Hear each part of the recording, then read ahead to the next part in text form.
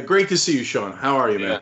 I'm good, man. I'm sorry that we're talking under these difficult conditions with a pandemic gripping our country, but I'm glad to see your face, man. Good to talk to you. Yeah, good to talk to you too. Yes, I mean difficult conditions. We're going to talk about that in more ways than one. Obviously, you got coronavirus, and obviously, progressives have lost and will be in the wilderness for another at least 4 years. I'm keeping it real. Let's talk about that. Other than North Star and all your podcasts and all the things that you do, obviously, you're a huge part of the Bernie Sanders campaign. You're a big surrogate for him. I know because if you check mainstream at all, they were displeased with you. We'll come back. Yeah, I don't I filter a lot of that out, and I'm still heartbroken. Jink, I'm still heartbroken over the 2016 loss. Like in full transparency, I never got over it, and I know Bernie felt very strongly that he could have defeated Donald Trump in 2016, and that had everything to do with why he decided to run again. Is he felt, as I still feel, that he is the antithesis of Donald Trump, and so to have him out of this race, I'm heartbroken over it, and I think it's a loss for our country. I feel, I feel in some ways like we failed Bernie. We all fought hard. I campaigned all over. I did almost 30 events in California, and obviously we won California, but it just wasn't enough. And I think Bernie didn't lose because of the pandemic, but the pandemic, I think, made it nearly impossible to do what he does well, which is large events and then grassroots, door to door community organizing. That's the bread and butter of his campaign. And so when all of a sudden Bernie can't do large events and his staff can't organize the way they were built to organize, it pretty much ended all possibility of there being a path to victory outside of something flukish. And we live in a flukish time, obviously. And so I think a lot of people were holding out hope that there would be a fluke that would allow Bernie to come back. But in the end, I think he really canceled, the rest of his campaign or suspended the campaign because he just couldn't bring himself to ask people to go out and vote in these conditions. And I think it really broke his heart that people in Wisconsin were still forced to go out and vote. And I think that was really the straw that broke the camel's back for him. Yeah. So, look, there's so much to say there. First of all, I think the media made it harder than the pandemic to make a comeback. Once they say you're done, it's over, right? Yep. They just keep pounding that home. Bernie had a 17-point lead in Wisconsin just about a month ago. And now, by the time he went into the election, he was down 27 points because the media told everybody, don't vote for Bernie, it's over. So It's nearly impossible to come back from that. I want to talk more about that in a second. And by the way, Joe Biden, the media told you that because Joe Biden's more electable, except New York Times, as soon as Bernie's out of the race today, has a story from their top pollsters saying, Biden's lead on Trump is weak and tenuous, and he's doing bad in the Midwestern states, and he might lose. Yeah, that's what we were saying, Sean, wasn't it? I looked at that data, and the data is frightening because it actually has him winning a national poll, Biden, but we know that the election is not a national poll. It's 50 little elections. And so if you look at that New York Times data, it actually has Biden losing the Electoral College. And that's what we've always said, is that there are places where Bernie resonates well, Wisconsin, Michigan, and other places that the Clinton campaign all but abandoned in 2016. And I hate to see where we are now because it feels like a sick case of deja vu in some ways. And this is exactly what we thought would happen if Biden was the nominee. I don't think it's impossible for Biden, but I have very little faith in him as a candidate and in his campaign staff either. Like they've they've lucked themselves into this position. They hardly even campaigned in any of the states where he actually won on Super Tuesday.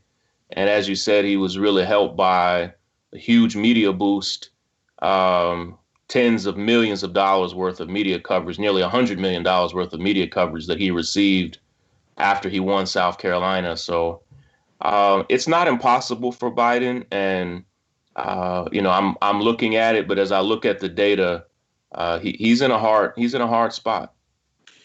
So let's talk about what went wrong. We've both talked about the media now. I think it's an overwhelming force. And of course, no analysis of the race includes the most critical part, which is the media, because they'd have to write, oh, by the way, we're the ones who made all the difference. And we favored first Buttigieg and other establishment candidates, to be fair, not Biden necessarily from the start. But at the end, we all poured it on for Biden and against Bernie. So that I don't even need to have that discussion. I've had that discussion 1,000 times. But as you mentioned there, Sean, the turning point was South Carolina. And I know how hard you guys worked to try to win South Carolina. And yet we were not able to reach older African-American voters. So what happened, man? Why couldn't we reach them? No, I'll talk about it. I campaigned in South Carolina several times, and Bernie actually had a brilliant on the ground staff in South Carolina that I thought was doing an amazing job. And several polls, even the week before South Carolina voted, had it down in the single digits, and we were super encouraged by it. I think there are two things that happened. One, the endorsement of Congressman Jim Clyburn made all the difference, and all the exit polls actually showed that nearly 50% of the voters said the endorsement of Jim Clyburn was a deciding factor for them. So Clyburn had said that he wasn't going to make an endorsement during the primary, and several other candidates had really held his feet to the fire on that all the way back nearly a year ago, particularly Kamala Harris's campaign, and said, hey, don't endorse Biden. You said you would give us all a fair shake. But then here we come, basically a week before South Carolina votes.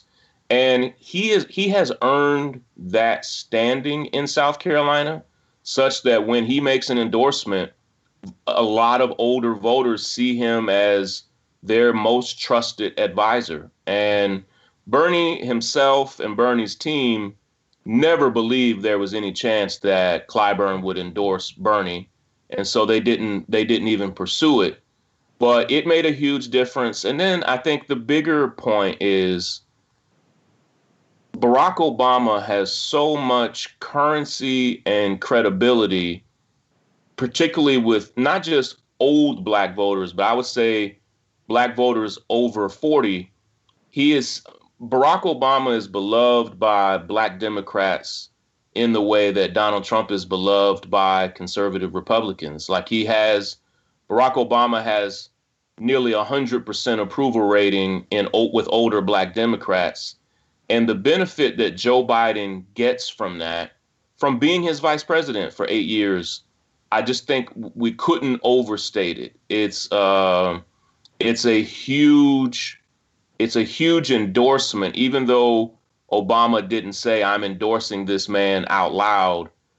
It was clear in those final few weeks who Obama was backing and who he wasn't. And what we know now and what we've even learned over these past few days is that behind the scenes, Obama was lobbying a lot of people to hurry up and get behind Joe Biden. And that matters. And as much as I would like to play sour grapes over that, Joe Biden was Barack Obama's vice president for 8 years. They appear to have a super close relationship. And with black voters, being trusted by Barack Obama means something. And that's hard to beat. And what you found in Iowa, New Hampshire, Nevada, it didn't matter so much. When it came to South Carolina, it was everything.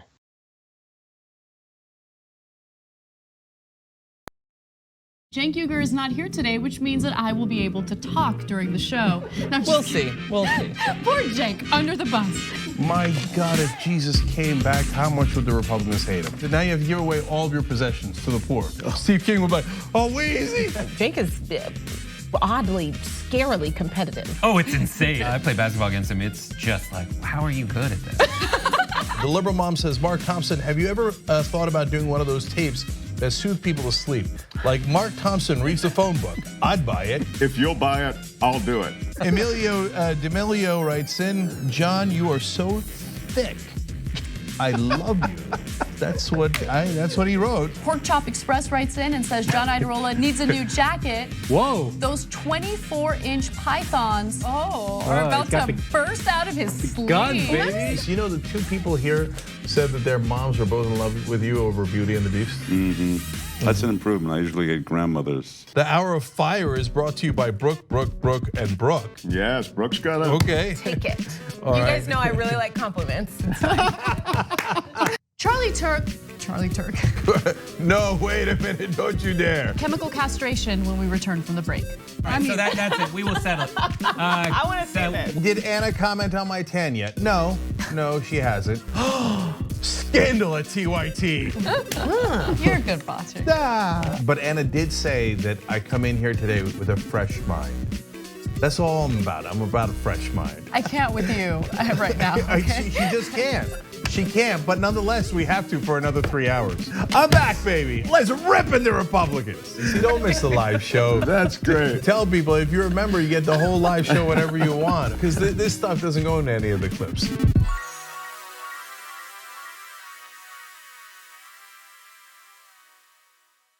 You are the media revolution. You are much needed. TYT! The place is like 95% TYT on.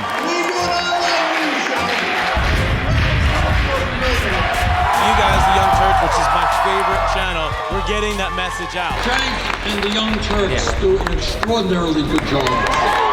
No matter what mainstream media says, you have to listen to the Young Turks. All the people who support us on the internet, that's what gives us strength. That's what allows anyone who was in there who was undecided to think, one side seems to be winning, they seem to have a bigger army, there might be a reason for that.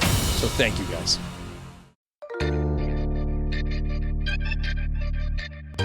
People work hard for what they have, and if you want more, you gotta do it yourself. Stock stories bring headlines to life in an instant, whether you work on Wall Street or in Wichita. Stock report cards and professional analyst buy and sell ratings help gut check your thought process. Buy stock, take profits, and manage risk. And the Idea Feed is your daily one-stop investment shop with videos that unpack today's money-moving headlines in under 3 minutes, because you need ideas, not lectures, and live in-app chat for when you want to talk to someone, but you don't actually want to talk. So what'd you think? With unlimited commission-free stock trades and great ideas from real traders. Visit doe.com/TYT. Here at TYT, we strive to instill confidence in our voters by educating them with factual, reliable, and easy to understand political information. And that's why we've partnered with Politiscope. Politiscope is the easiest way to understand the policies that your elected officials vote for and against. They also have the same goal of changing the perception of politics and reshaping the way political information is sought out and consumed. Politiscope strips away all the unnecessary complexity of politics and empowers voters with raw, unbiased information about elected officials and the policies they support. You can download the Politiscope app on the App Store or on the Google Play Store.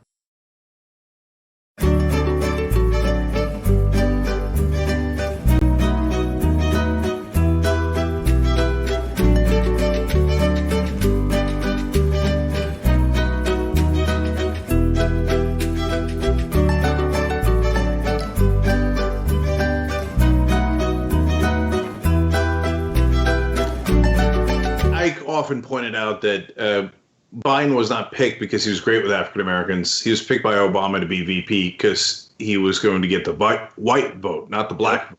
Yep. Right? Now, at the same time, the best argument I ever heard for why African Americans should vote for Biden was late in the process. Somebody said, look, there's value in an older white man who did not mind taking orders from an accomplished, successful black man. And I thought that was powerful. And I was like, I'm not sure I ever saw it that way. And so, okay, that's something, right? It is something. We could throw. It would be a mistake for us to throw that away. That for 8 years and some change, Joe Biden gladly, openly played second fiddle to Barack Obama, and in doing so, just gained a lot of trust, really off of Obama's reputation. You know, Jesse Jackson said of Joe Biden that Barack Obama really picked Joe Biden to be kind of the conservative white man on the ticket. And then when Joe Biden runs by himself, he's just kind of a moderate to conservative white man on the ticket. But Barack Obama really framed the way the nation saw Joe Biden, and it was almost impossible to overcome it. So yeah, Black voters see Joe Biden through what I would call Obama-colored lenses. Like they see him through the lenses of a man that they trust. And in South Carolina and other places, that was hard to overcome. And I'll close with this. In the states where Biden campaigned for a year, like Iowa, like New Hampshire, voters didn't come out for him. And I think had we had a more traditional, rigorous campaign from Joe Biden, that what we saw is the more he campaigned in some states, the worse he did. And in a weird way, I wonder if this pandemic helps Joe Biden, because it seems to be the more he speaks and the more he campaigns, the less a lot of voters trust him. And so now he's in a place where it's really difficult for him to campaign. Like in many states on Super Tuesday, he literally never even showed up and still won. And so in some way, a pandemic environment seems to play to Biden's favor in a way. It's peculiar. Yeah, because it allows him to hide. We got a great candidate. Okay, so, but Sean, last thing on this.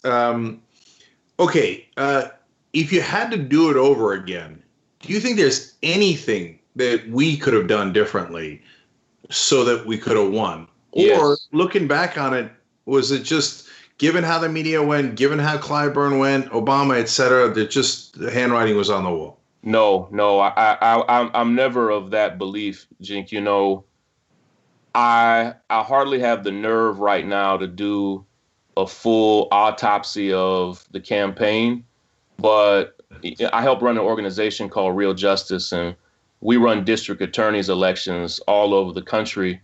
And when we lose, we owe it to our donors and our backers to really interrogate and investigate why we lost that race. I could go back and think of 100 things I wish we had done differently. Even just the conversation that we were having on, while I think it was a tall mountain to climb for Bernie to ever have greater standing with Black voters than Joe Biden, there are lots of strategies that I wish we would have had to reach Black voters throughout the South, to reach Black voters even in South Carolina.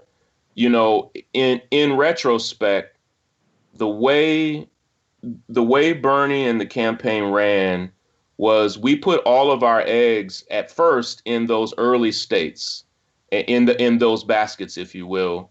And I wonder now, like that's the traditional way of doing it. I wish we would have put more eggs in the Wisconsin basket, like those states where we thought we probably had a good chance of winning. In Washington State, for instance, I knew we would win Washington State. And I think we thought we had such an advantage there that I wonder if we go back, should we have spent more time in states like, say, Alaska, for instance. Just this past week, Bernie lost Alaska by a couple of points. I thought we had a real chance of winning in Alaska.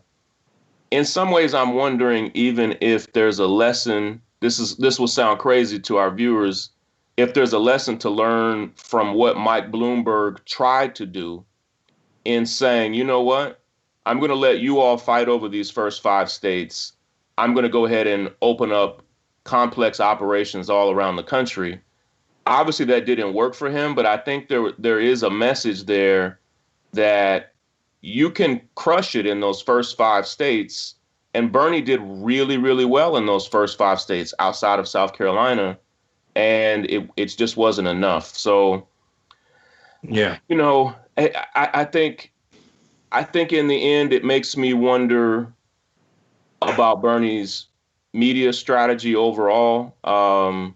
There was I think a hate relationship there. Like Bernie never even pretended to get along with MSNBC or others, the New York Times. There's a part of me that just now goes back and wonders, like, should we have played that game? There are games that you do have to play. I had a conversation with Bernie. This was almost 9 months ago. And I said something like this to Bernie about how he was the type of guy that just didn't play these types of political games. And he corrected me. And he said, Sean, I just want you to understand, I know politics really well. Like, I understand where I have to weave in and out. And I think I had even bought into a caricature of Bernie that he was so anti-establishment that he wasn't willing to play those games. I wish we had encouraged him more to be a constant presence, even in places that mistreated him, because what we see now is those places had a huge impact on the race. Yeah, Sean, it's really interesting that you say that, because the MSNBCs and the New York Times of the world for progressives, I think, are hopeless. Sure. If you fight them, they hate you more. If you play nice with them, they just crush you. They just despise us with every fiber of their being. So now, having said that, I actually want to get your take on it, because you just said maybe we should have played nice with them, which is really interesting because they did not play nice with you at all. And the mainstream reaction to you in particular, Sean, I saw like their supporters, not necessarily the anchors or the New York Times reporters, but the folks who follow them, support them, etc., using the same slurs against you that the right wing uses. And so I was going to ask you, who do you think is a bigger opponent to progressives? And you're neck deep in this battle, right? The establishment or the right wing? I'm not sure I know the answer. I don't know, man. Like I felt the mistreatment and the sting and the ugliness from the mainstream media. I try to block a lot of that negativity out, and so you probably saw them treat me even worse than I saw it myself. Like I try to isolate myself from a lot of that negativity and just focus and do the work. And I feel good about what I do, but it is hard when you are relying on alternative media, progressive media that all Democratic voters don't necessarily watch or participate in. Bernie never really got a fair shake from most mainstream media outlets. And like I would go back all the way back to the New York Times endorsement process. I think maybe Bernie only got 1 vote out of 30 that they cast for their endorsement. And he knew when he went there that he wasn't going to get it. And so so those of us who love Bernie, and if you watch that television special they had, he was kind of gruff and frustrated with them from the beginning. In the end, I am curious. I think I see Alexandria Ocasio-Cortez playing the game in a way that's different. I wouldn't even say playing the game per se. I think she is trying to figure out how does she extend her base beyond the sliver of progressive America. And I don't know, man. Bernie did get it from both sides, but on some level, conservative media wasn't nearly as harsh with Bernie as the mainstream media was. And I kept waiting for conservatives and even Trump to be harder on Bernie than they were. But I think that actually gets to one of the things that we know as a strength about Bernie is that I think even a lot of conservatives trust him. And there was this picture of Marco Rubio with his arm around Bernie's shoulder a couple months ago, and people were weirded out by it. And, people said, like, for all the political disagreements that are in the Senate, people in the Senate, they trust Bernie. They trust his integrity. What are you doing next, Sean? Because you've got all these wonderful projects that you're working on. What's your focus? Well, I'm still mourning this loss, but I'm following Bernie's lead in a lot of ways. He's already back to work in the Senate. I'm back to working full time at the North Star. I have a daily podcast that I do. And even beyond that, we're looking at local elections around the country as well. So there's always work to do, man. And we can only mourn, but for so long, because there are battles that we have to keep fighting. But I'm rooting for you, rooting for the Young Turks, man. And thanks for the opportunity for us to talk today. Yeah, absolutely. And everybody check out all the things that Sean's working on, because especially getting those local DAs elected, because as I found out and we found out through my campaign, Bernie's campaign, et cetera, look, most important thing is building up grassroots. So we already have 70% of the people under the age of 45 within the Democratic Party. The party is ours, but you got to get those DAs in place. You got to win local elections and take over the party. Yes, it's going to be a little bit slower, but folks like Sean King are doing amazing work to make that.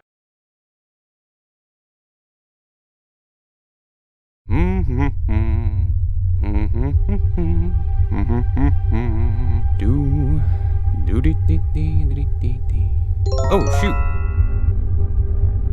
I need some fresh shirts. Okay. Let's see. New arrivals. What's new? This is amazing. What?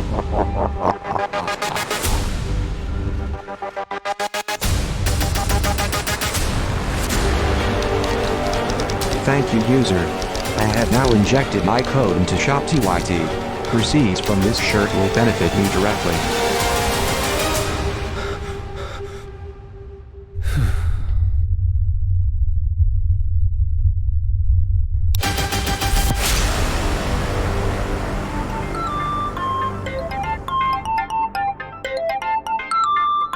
When you were growing up, what did you want to be? I think I was starting to think I don't want to do one thing, and I did live up to that. Well, mission accomplished then, because Dave was a geologist. Yeah. And now he's, helped found the Young Turks. Even within TYT, you've done a lot of different things. Yeah. So if you want to do different things, you nailed it. All right, last story to end on is a Dave story. Whenever there was something like obvious, glaring, he would go up and ask them about it. Like, it'd be like a giant church, right? And somebody's standing in front of it. The usual Dave go, pull up right in front of them. Be like, hey, do you know where there's a church around here? And they're like, right here. It's right here. Practical jokes. Spice up life a little. Welcome to Breaking News with Brett Ehrlich. I'm Brett Ehrlich, and this is Breaking News with Brett Ehrlich. The Trump administration, Trump mandated Trump, that Trump, every Trump, other Trump, word Trump, be Trump, Trump. I'd like to introduce you to our newest partner, Doe. With Doe, you can be an owner, not just a consumer, with no fees to trade individual stocks. Doe is what investing should be. Unlimited, commission-free stock and ETF trading, 0 account minimums, and an investing app filled with smart ideas. Doe is the online broker radically challenging the status quo and changing wealth creation. Features include Doe Selects, where you tell them what you're interested in, and they'll help you uncover the investment potential.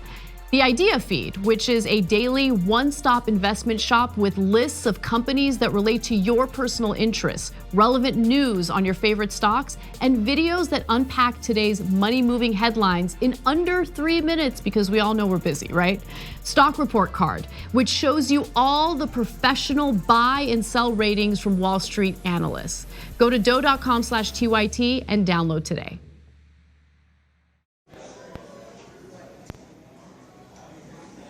Now, top.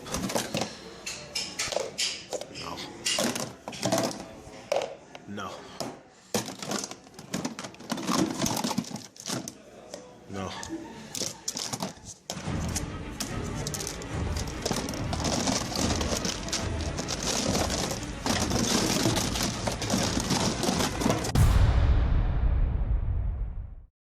is Cassandra Hanks. I've been with TYT for 3 years. I am a video editor and a photographer. A main perk for working for TYT is, as being their main photographer, I get to photograph and sometimes meet some of the celebrities that come through. Susan Sarandon was amazing because she brought her dog Penny. Tom Morello is probably my favorite because I love rock music. Meeting people like Joss Whedon and Quentin Tarantino as being some of the reasons why I got into filmmaking and photography was like a dream come true.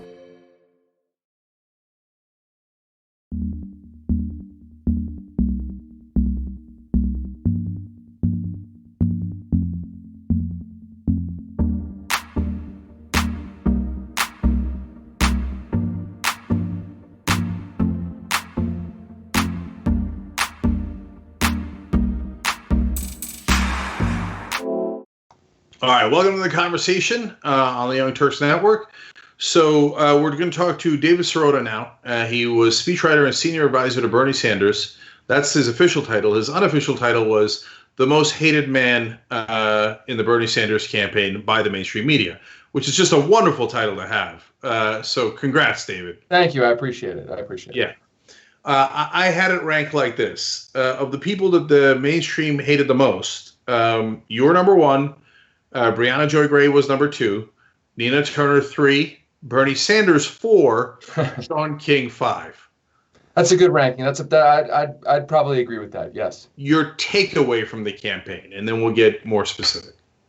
Well, look, the good news is it was a historic campaign, and I think that it's and I'm not the only person who said this, but I think we won the debate over policy and over ideology and over principles. I mean, you see that in the exit polls in almost every state. Maybe it was, I think, actually every state. The majority of Democratic voters said that they support replacing, for instance, private health insurance with a government insurance plan. So that is a huge victory for Medicare for all. You saw poll after poll after poll on almost every major issue that Bernie Sanders ran on, that they were majority positions, and their majorities sustained, it should be added, even though Bernie Sanders and our campaign was being attacked and vilified.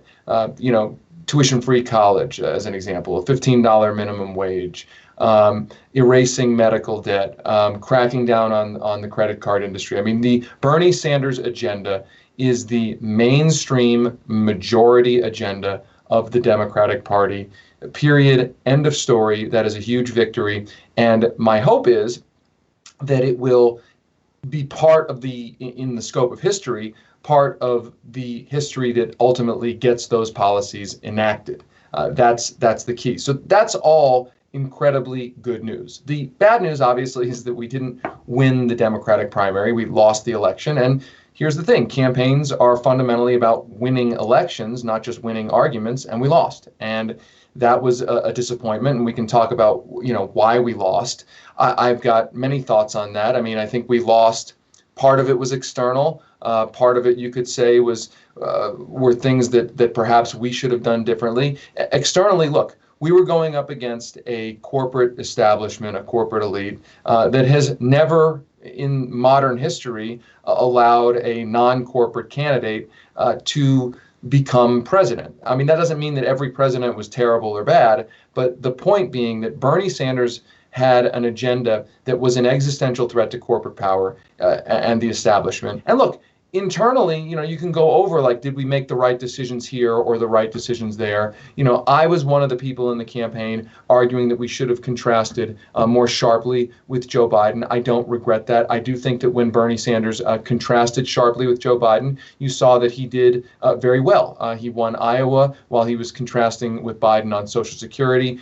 He managed to win New Hampshire, even though Pete Buttigieg was surging at the time because he contrasted with Pete Buttigieg. I think that there's going to be a debate probably for weeks and months about whether he contrasted sharply enough, and there's a shoulda, coulda, woulda there. You partly answered this, but I want to dive a little bit more into it, David. If you're looking at it from the outside and you don't know American politics and what drives it, you'd say, wait, I don't know if this guy's making sense. He's saying that the Sanders team won all the wars on policy, but they lost the election. Well, why would that happen? If you look, if you're an expert in politics in Thailand or France, you might look and go, that can't be true. Why would you win? What do you mean you won on policy? And if you did, why on God's green earth wouldn't you win the election? Well, because I think elections aren't, and voters' choices aren't decided as linearly as that. And by that I mean you may be somebody who thinks that private health insurance should be replaced, and we should have a government health plan. But you may also like Joe Biden because he used to be the vice president of a popular Democratic president, and so the choice of what you're actually voting on may not be in a linear, direct fashion related to your policy preferences. I mean, that's a huge part of elections, is why do people cast the votes that they cast? That, to my mind, this is the first Democratic primary in modern history in which there was not an intense, sustained, consistent, and harsh exchange and contrast between the candidates like we've seen in past elections. I know there are people who are out there saying, oh my God, this was the most negative primary. Oh, it was so negative. Once in a while, Bernie mentioned, congressional votes of Joe Biden, and Elizabeth Warren went after Michael Bloomberg, et cetera, et cetera. This was, if you look at it in recent history and in long-term history, one of the most mild Democratic primary in modern history. I mean, if you go back and look at those ads between Barack Obama and Hillary Clinton, where they're literally putting millions of dollars of paid ads up to call each other corrupt. This primary did not have that, in the name of sort of officially of preserving electability. There was this idea that became a normalized idea that an exchange, even a harsh exchange between the candidates, would weaken the ability of the ultimate nominee to win the general election. The problem is, and I know some people are going to be hearing this and saying, well, that makes sense. But the problem is it actually doesn't make sense when you look at it in the historical perspective. That harsh Democratic primaries have preceded Democratic election wins. Now, you might ask, well, why is that? What's the relation? I would argue that the relation is that a tough Democratic primary does two things. One, it ends up vetting the eventual nominee. And two, it ends up road testing the eventual nominee. Vetting meaning that the bad stuff can come out and can be litigated, and the party still has a choice of whether to keep the nominee, to vote for that potential nominee or not. And road testing meaning that the rough and tumble of that process tunes up the eventual nominee to be able to deal with the similar kinds of attacks that they will inevitably face in the general. Unfortunately, we did not have a primary like that. And now we have a relatively unvetted nominee. We have a nominee who has not really had to go back and forth over his record. And the thing is that record is not just gonna be ignored. Donald Trump is prepared to spend $1 billion on negative ads against Joe Biden on potential issues that Joe Biden really didn't have to deal with or practice or polish up on in the primary. That is not a good dynamic. That is not something that we should be proud of. And by the way, I should just add one last thing. It's not something that's good for democracy, small d democracy. That primaries are supposed to have that vigorous back and forth, and that not having that vigorous back and forth actually, I would argue, deprived voters of a more explicit choice.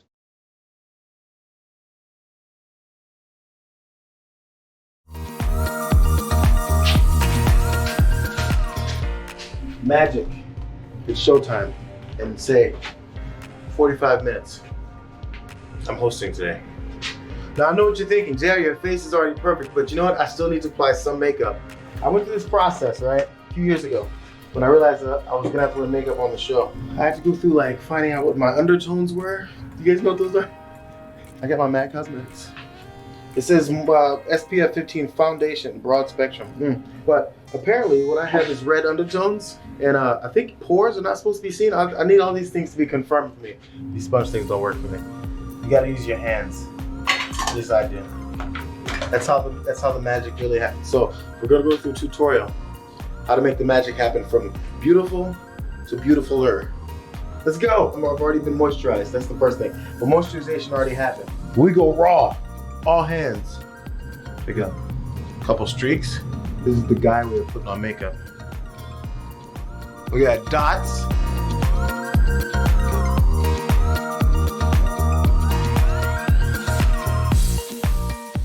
There's some shiny points that generally happen. First of all, here we go. You dust here. I'm putting way too much, but you dust. Oh, get the excess off. You don't want chunky powder. There's like a T-zone, I think, right? Mine is a double T-zone. Because I went middle and another cross. Make sure your nose isn't all shiny. People get on you for it. They'll say, that's not a good point you made on there, JR. Your nose is shiny. You guys are picky like that sometimes. I think that's about it, fellas and ladies. See you guys next time. Bitsies.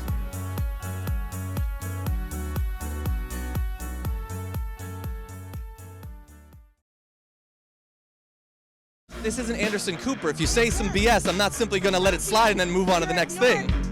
This is what the establishment does not understand about politics. You can change the conversation.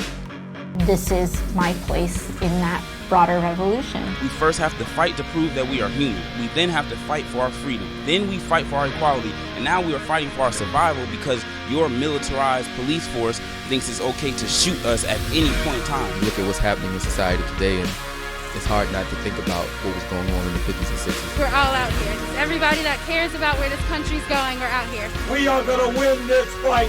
We are going to transform this country. Whoever wins this primary wins the seat.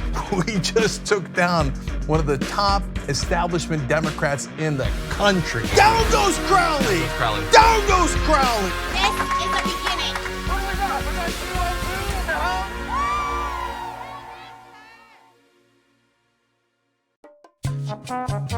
Best moment of my life, I guess, would have to be when the kid was born. Like, you know, because suddenly that meant I served my purpose. Very close second, the day we sold Clerks. That changed my life. In fact, Harley wouldn't have been born if I hadn't sold Clerks, so that noise. Clerks, probably the biggest day, best day of my life. It led to everything else. I got the wife and the kid because Clerks happened. So don't tell the kid the Clerks.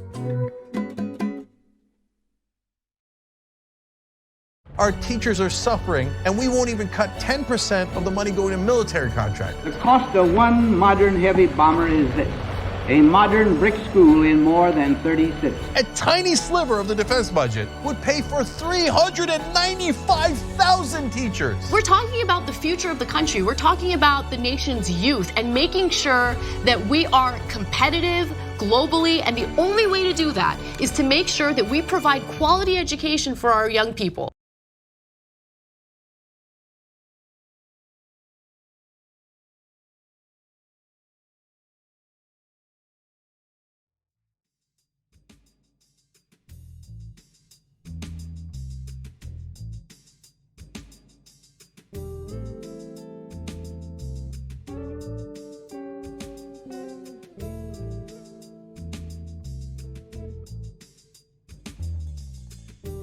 So it wasn't just that after New Hampshire and Nevada, you didn't get the kind of momentum you would have expected.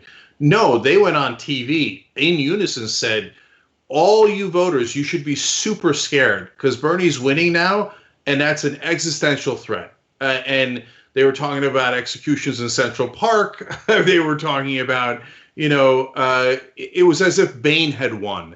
And so, no, instead of getting what you normally get, and what Biden got after South Carolina was just, attaboy, what a winner. That's unbelievable. He's got all the momentum. It was, oh my God, Bain is about to take over Gotham. What are we going to do? Yeah. So anyway, now, most important question is what you're getting at here, which is the internal disagreements that you had in the campaign, which is super normal. It doesn't make anybody a bad guy. It's just a normal difference of opinion. And I actually think there's two different paths, completely different paths in opposite directions the campaign could have gone that might have helped, but instead I don't think the campaign took either one of those paths. So one path would be to be completely conciliatory, not in policy, but in temperament and in reaching out. And Bernie could have gone on lunch with Clyburn 26 times between 2016 and 2020 and see if he could just at least get him to sit out when it's Biden versus Sanders, right? Just by tea and crumpets alone, right? And talk to the New York Times and Washington Post. Oh God, you guys, man, when I'm in charge, you're going to have access and it's going to be great. No, I'm not changing any of my policy, but still, you guys, that would have been one way to go. He didn't do that. Another way to go would be the Sirota path, which is, fire and fury. And I actually, like, my public persona is the Sirota path. And that is my inclination, but only by about 55%. The other 45% is to go tea and crumpets with Clyburn because he's not Mitch McConnell. Mitch McConnell, the tea and crumpets isn't going to help you 1%, right? But with Clyburn, maybe a charm offensive can get him to sit it out. He's not going to endorse Bernie, right? Maybe, et cetera, right? Maybe you could put moderate voters at ease with the language you use, blah, blah, blah. Now, I don't know that you could tell me who was in which camps, right? But was there even a camp within the campaign that said, hey, let's go to lunch with Clyburn 26 times. Let's change the language of how we talk to moderate voters without changing the policy. Did that camp even exist? Look, I think that Bernie did a good job of reaching out to elected officials and surrogates. I think I wasn't on the 2016 campaign, but it was my perception of being in the 2020 campaign and watching closely the 2016 campaign from the outside that he did as good, if not better, a job of political outreach to elected officials and stakeholders in the Democratic Party in 2020. So I don't believe that if he had made a few more phone calls or schmoozed a few more elected officials, that would have been a game changer. I mean, you can always do more, but I just don't think that would have moved the needle. I think that what the lesson coming out of this race is this, and that there was a Matt Taibbi article about this that alluded to this. A source had said this, so I'm paraphrasing, but if you're going to run for president, if you're going to run for any office, Senate, House, state legislature, and I'm the husband of a state legislator who won a primary. If you're going to run in any of those races where you're challenging power, you must understand that the only way you are going to win, the only way you are going to obtain that power is to tear it from the cold, dead hands of the establishment. That is absolutely the case, that power concedes nothing without demand. That's a quote that you hear a lot from, it's a famous quote, you hear it a lot, but you have to really internalize the meaning of that the establishment will not nicely hand over power just if you have a nicer tone. If you are actually representing an existential threat to corporate and establishment power, you will not win that power, no matter how small or big the office, unless you have an attitude that you have to take that power. Can I summarize then by saying that you thought Bernie was too nice? I think Bernie he's clearly has an affinity for Joe Biden. But I would also say this, that there was an environment that was created that I have colloquially called a tyranny of decorum. And this is an important factor, that yes, Bernie Sanders is not a scorched earth politician. Yes, Bernie Sanders has an affinity, a personal affinity for Joe Biden, who he's known for a long time. And perhaps that shaped his views on whether to contrast or not contrast them. However, there's an external force here that the establishment of the Democratic Party and the media did a very good job, insidious, but a very good job of creating an idea that having a harshly contested primary was unto itself something toxic and something that we should want to avoid. The point being that if Bernie Sanders even once in a while mentioned that Joe Biden was on the floor of the Senate pushing for Social Security cuts, that was considered absolutely positively outrageous, so outrageous that it was a controversy unto itself, even though in past Democratic elections, like you had Hillary Clinton and Barack Obama literally putting paid ads on, calling each other corrupt. The point being is that on top of everything, there was an environment created, arguably in the psychology of voters, that any contrast at all was an outrageous, inappropriate act. And that became sort of a self-fulfilling prophecy. I mean, you want to talk about manufacturing consent. That sort of insidious idea that was seeded in voters' minds. Oh my God, anybody talking about anybody's record is completely negative and bad and horrible. That idea, I think, then created a kind of silence that served the establishment candidate and did not serve us. It was arguably, if not, I'm not being conspiratorial here, but it was a dynamic that made it even harder for an insurgent candidate to make the contrast that needed to be made. Play out for me how your theory would have worked, right? So again, of course, I'm inclined in your direction, both philosophically and strategically. So, okay, we go out there and we say, no, I don't care what you say. Joe Biden did want to cut Social Security 6 or 7 times. Here's the video. Yes, the bankruptcy bill does load up debt on students, and they can't discharge it. That is Joe Biden's fault. Here's the facts, etc. The press then would have yelled at you, and they did. The minute you brought up Social Security even a tiny bit, instead of saying, oh my God, they're right, here is Joe Biden on video saying that, they pretended you were wrong, and in their fact checking said, oh, they took the video out of context, blah, blah, blah. So, okay, so it's not like you being right would have helped. So how do you get past that second layer?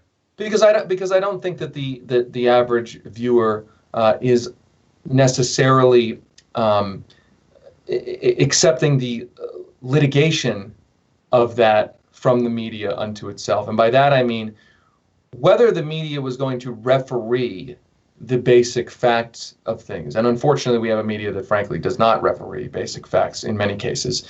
The point being that what I'm saying is you could take a specific issue, Social Security or the bankruptcy bill, but it needs to be framed as what is the actual choice in this Democratic primary?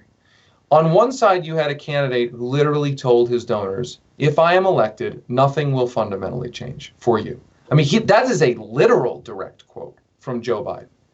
And the point is that successful campaigns have to create a contrast in the voter's mind, a choice. What is the choice in this election? I'm voting for Bernie, I get X. I'm voting for Biden, I get Y. And it is up to those candidates to create over and over and over, hour by hour, news cycle by news cycle, week by week, create that choice in the mind of voters. It is not an easy thing to do. First of all, we can't get a presidential candidate that's a real progressive unless they've already built up a massive amount of name recognition. So that is why Bernie had a unique opportunity, not in 2016, but in 2020. He'd already built up his name recognition, so they could not take the mic away from him effectively enough, right? So they could not cover him, which they did. They left just huge, like months at a time, where they refused to cover him. That's in essence taking the mic away, right? But he was big enough that if he had made strong statements against Biden, Buttigieg, et cetera, really sharp statements, they would have covered it. They would have had to have covered it. So what we need is not to blame Bernie. And the reality is, look, I love the guy. I think his policies are great. He's a wonderful human being. He's a decent human being. But that is both his great strength and it turned out his weakness. I do believe he was too nice. I think that did make the difference. So but it's not about Bernie. He did the best he can, and he carried us all the way here, and he's a hero and a champion for doing that. But the next time that a progressive builds up enough name recognition to be able to win a presidential contest or to have a mic in a presidential contest, a real one, you have got to, honestly, and keep it real on this too, you got to be Trumpian. Attack. Well, I was going to say attack, that. Attack. The person who teaches the lesson, and we'll separate it out from policy, but the tactical lesson. Donald Trump in the 2016 primary, he would have a fight with one of his rival candidates, Jeb Bush, and then people would say that was outrageous, and he'd keep having the fight with Jeb Bush. And then he'd turn the next week to Marco Rubio, and he'd turn the next week to Chris Christie. The point being that what he understood tactically is that conflict creates distinctions, and to frame the conflict and distinctions in a positive way about the candidate who's creating the conflict. In other words, conflict, if created properly, is a good thing if you can create it on the terms that you want to create it. Donald Trump understands that innately. I think that, and again, separate. I'm not saying that, Donald Trump's a great guy or I agree with Donald Trump's policy, but the point is on a tactical level. And I think that Democratic candidates need to understand that conflict aversion serves the establishment that doesn't want a conflict over its power. Conflict on substantive, real policy terms is what is needed for underdog insurgent candidates. Absolutely and positively. And unfortunately, I don't see a single Democrat out there right now in the entire country that honestly has the temerity to pull off that strategy. And that is dispiriting. I think the media criticism stuff is, look, you see polls now, and it always flips, it often flips, where who's ever the president in power, the party, likes the media, doesn't like the media, et cetera, et cetera. I think for Democrats, Trump, and I've said this before, Trump's criticism of the media is the criticism is from a guy who doesn't believe that the media is an important institution in a democracy. It is an attack on the institution of the free press.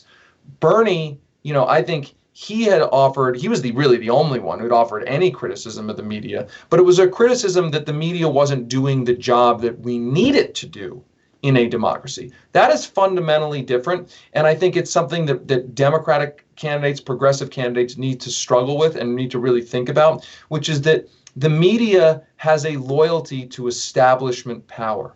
And there has to, and that one thing I lament about the Trump era is that Trump has in a certain way created an idea that any criticism of the media must be a Trumpian criticism. Yeah, must mean that's that right. you're attacking the institution of the free press in a democratic society, when in fact there's another version of criticism of the media which has nothing to do with that, which says the media is so important for a democratic society. A free press is so important for a functioning democracy that the criticism is you're not doing the job we need you to be doing. So I got to thank you, David, for coming on. And everybody, you can now read David's writings now that he's unleashed. Okay, Sirota.substack.com. Sirota.substack.com. Make sure you get on his emails. I'm on it. It's great. It's informative.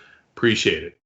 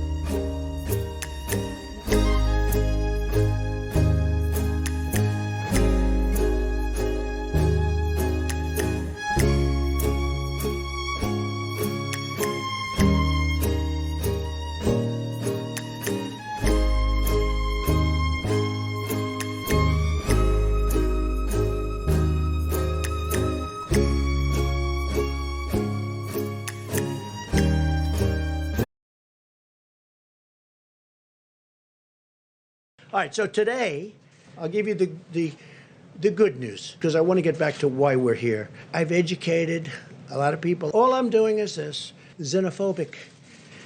We've done this right, and we really have done this right. We've done this right. Could we have it? But if you need it, we'll do it. Xenophobic, please define that for me. So that's it. We're ready to rock.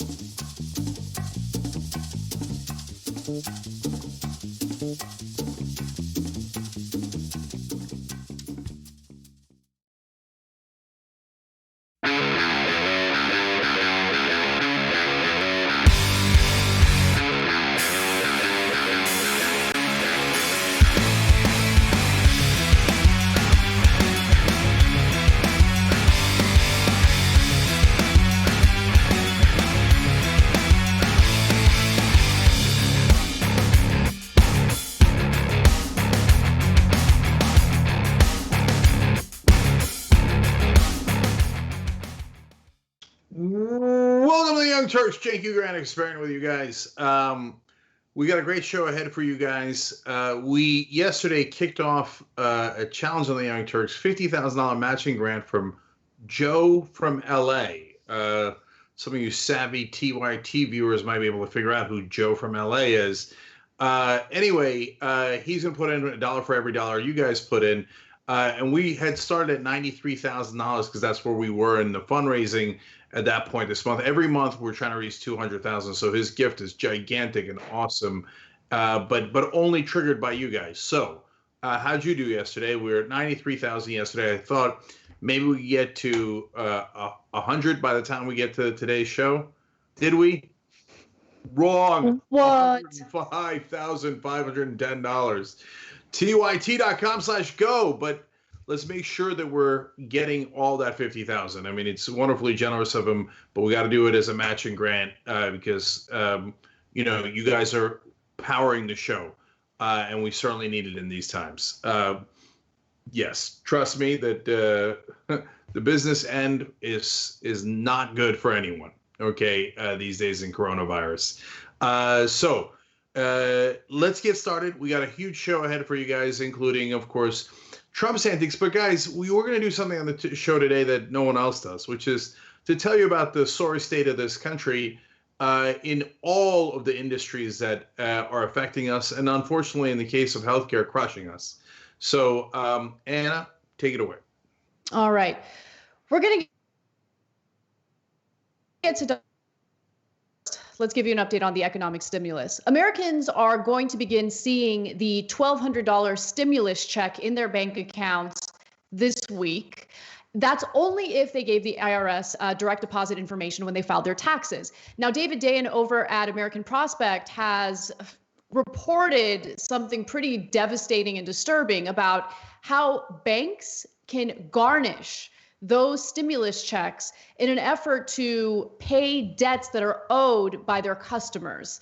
The way that the stimulus bill was written did not offer protections from the banks from being able to do that. So again, this is a scoop from the American Prospect. This is excellent reporting. Keep in mind, as we give you the details of the story, that the stimulus bill, also known as the CARES Act, does offer $500 billion in bailouts for big corporations, but $450 billion of that money can be leveraged into $4.5 trillion. So that's what the massive banks and the corporations are going to get. And then on top of that, they can go ahead and take away what little crumbs Congress gave us in this stimulus money.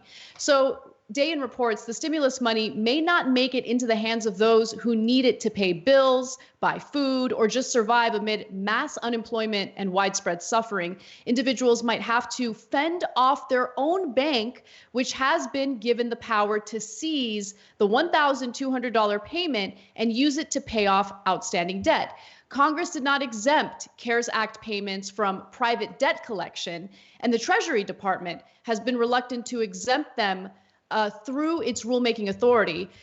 That means the individuals could see their payments transferred from their hands into the hands of their creditors, potentially leaving them with nothing. So I'll give you a potential scenario where someone receiving this kind of money would see it disappear from their bank account.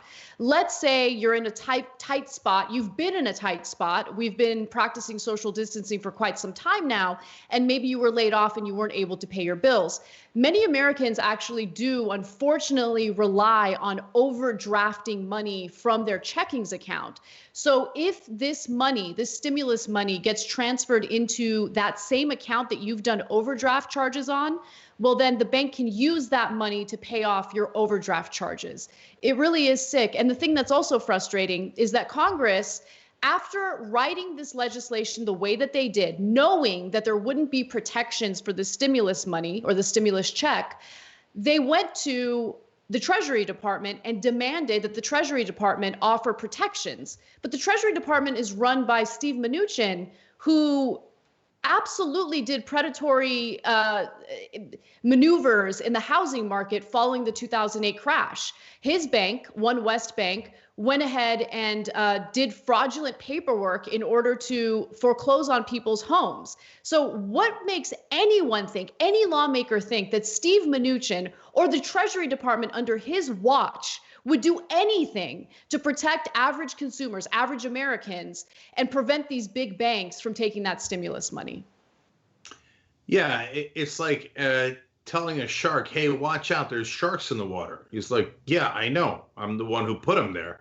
I mean, he benefited from the worst kind of deregulation from the banking or for the banking industry. He took advantage of that, crushed the little guy, made money off of it. And what does our society do in a situation like that? We don't say, oh my God, what an embarrassment, how shameful. No, we celebrate him. Oh, he made money. He's so successful, wonderful. And now he's the Treasury Secretary. We put him in charge so that he could help other bankers rip you off. So, Anna, my only problem with this story is that, like, I'm at near capacity on outrage. I really am. Like, so, you know, all you're getting is $1,200, and without asking you, that's the part that just, you know, all this talk from the Republicans of freedom. Yeah, you know why I'm voting for Republican? Liberty, freedom, right? And we say, all right, well, shouldn't you have the freedom to decide what to do with the money that you're getting because of this coronavirus pandemic that's wiped all of us out? Nope, you shouldn't have freedom there. The banks should be able to just take your money without even asking you. So congratulations. That's the freedom that the Republican Party just gave you, to get robbed by the banks, because they're run by the banks. Right. So I also just want to mention some of the Democratic lawmakers, like Sherrod Brown, for instance, Elizabeth Warren, are urging the Treasury Department to write the rules protecting consumers and average Americans from having this money taken away from them from creditors. However, there have been a few Republican lawmakers who have joined along with that. But look, I'm not giving anyone brownie points for doing that. The legislation was written in a way that allowed for the banks to do this. Why? Why would you do that? There was an easy way to prevent it from getting to this point. So as Dayan writes, the payments are defined as tax credits and not federal benefits, making them subject to garnishment, in which a debt collector that wins a judgment in court can seize anything of value held by the debtor. Why did they write the legislation that way? Why didn't they consider this a, one-time federal benefit so that money would be protected? The whole point of the economic stimulus was to help out. It was supposed to help out Americans who have been laid off and they don't know how they're going to pay their bills. Really, the only good thing that came out of that stimulus plan was the beefed up unemployment benefits, which I will admit are robust. But the only problem with that is the unemployment system is so overwhelmed right now that most people can't even apply. So people, again, average Americans are completely left, unprotected, screwed over. And we're having conversations about the $4.6 trillion these massive corporations are going to get in bailouts. This is insanity. So Josh Hawley's a Republican senator from Missouri. He's on the right side of this, too. We're more than happy to give credit to anyone from any party or any wing of any party if they're doing the right thing. On the other hand, injustice reigns supreme. So almost all the Republican Party is on the wrong side of this. And most Democratic Party barely cares. So, yes, credit to the folks who do care, like Sherrod Brown and others who are pressing the point. And there's way more Democrats pressing the point than Republicans. By the way, another group of people who don't care, mainstream media. Are you ever going to see this story on cable news? You know what? Let me just say something, because when I heard it, my jaw dropped. I did not expect it. Jake Tapper mentioned this story. Wow. No. Like, Jake Tapper has these moments of clarity every once in a while where I'm like, you Jake Tapper, what's going on? He mentioned the American Prospect. I'm like, are you reading the American Prospect? Good for you, Jake Tapper. I know. I mean, this sounds like a backhanded compliment, and it is. It is. Because you don't expect that on cable news, but I am grateful that it was mentioned, because this is something that not only Americans should know about, they need to know how the sausage is made, right? So they need to know how this legislation was written and how unbelievably unfair and uneven the economic relief is when it comes to the little guy versus the massive corporations. Yeah, and so in the old days, I used to say that as much as Tapper frustrates me, he is from time to time the best of those cable news anchors, because every once in a while, he'll do a story like this, and it'll be fair, it'll be smart. I say that despite the fact that he has been terribly unfair to me personally, so it is what it is. I'm glad he did that segment. We always give credit where credit is due. But the New York Times, the World, et cetera, on average, mainstream media, they cover things that affect the powerful. Every once in a while, they get a Pulitzer Prize because they did one story a year about the powerless, and so the average guy is going to get screwed by the banks, but there's going to be no outrage, right? And even so, even if they cover it, they're in their ethos, they're not allowed to have outrage. They just have to report it neutral. Some people think the banks should rob you, and others think that they shouldn't rob you. And we're not going to call it robbery when they take money from your account without your permission. We're going to call that garnishing. And so, there's up for debate, can't quite tell. And anyway, but what's important is for you to know who's doing this to you. Yes, it's the banks that can do it to you, and now they've been given the power to do it to you, and soon we'll be reporting that they did in fact do it to you. That hasn't come yet, because the checks haven't come yet. But the people who made it possible, no question about it, Donald Trump, Steve Mnuchin, they're the ones who made this decision. And so when Donald Trump told you he was a populist, he said, okay, you're going to look out for you, the average guy, all blue-collar workers. I'm your guy. I'm going to look out for you. No, secretly he says, oh, yeah, the banks, rob them blind. What do you think I did?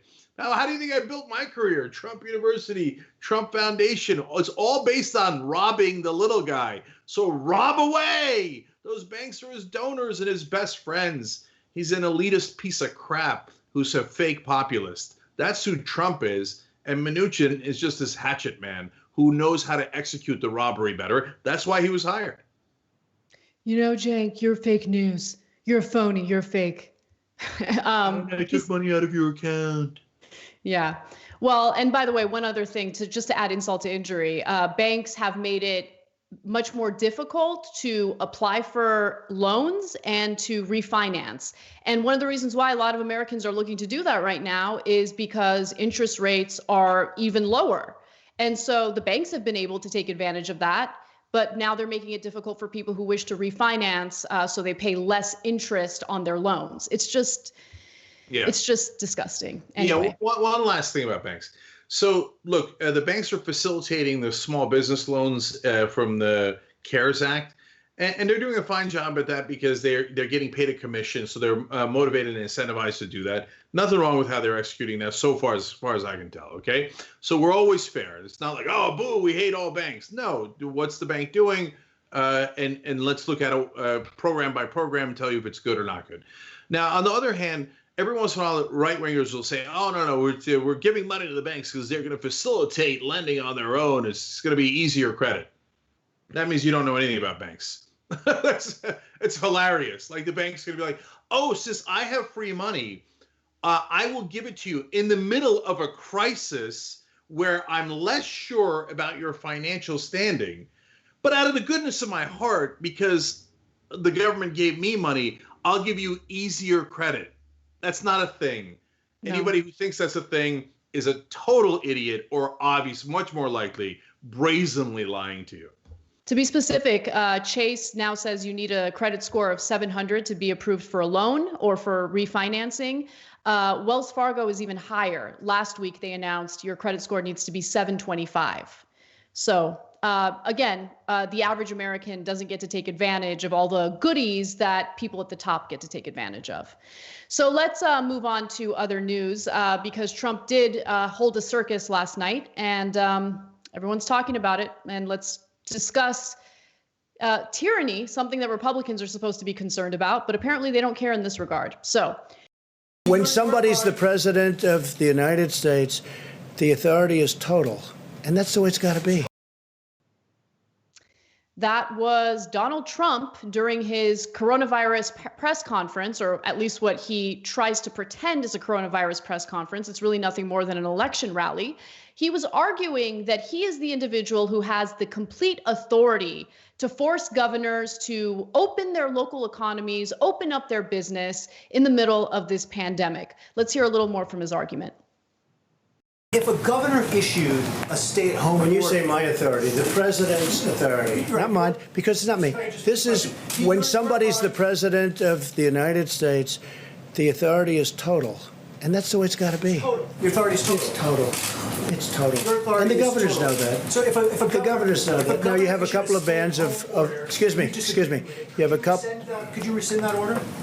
You have a couple of bands of Democrat governors, but they will agree to it. They will agree to it. But the authority of the President of the United States having to do with the subject we're talking about is total.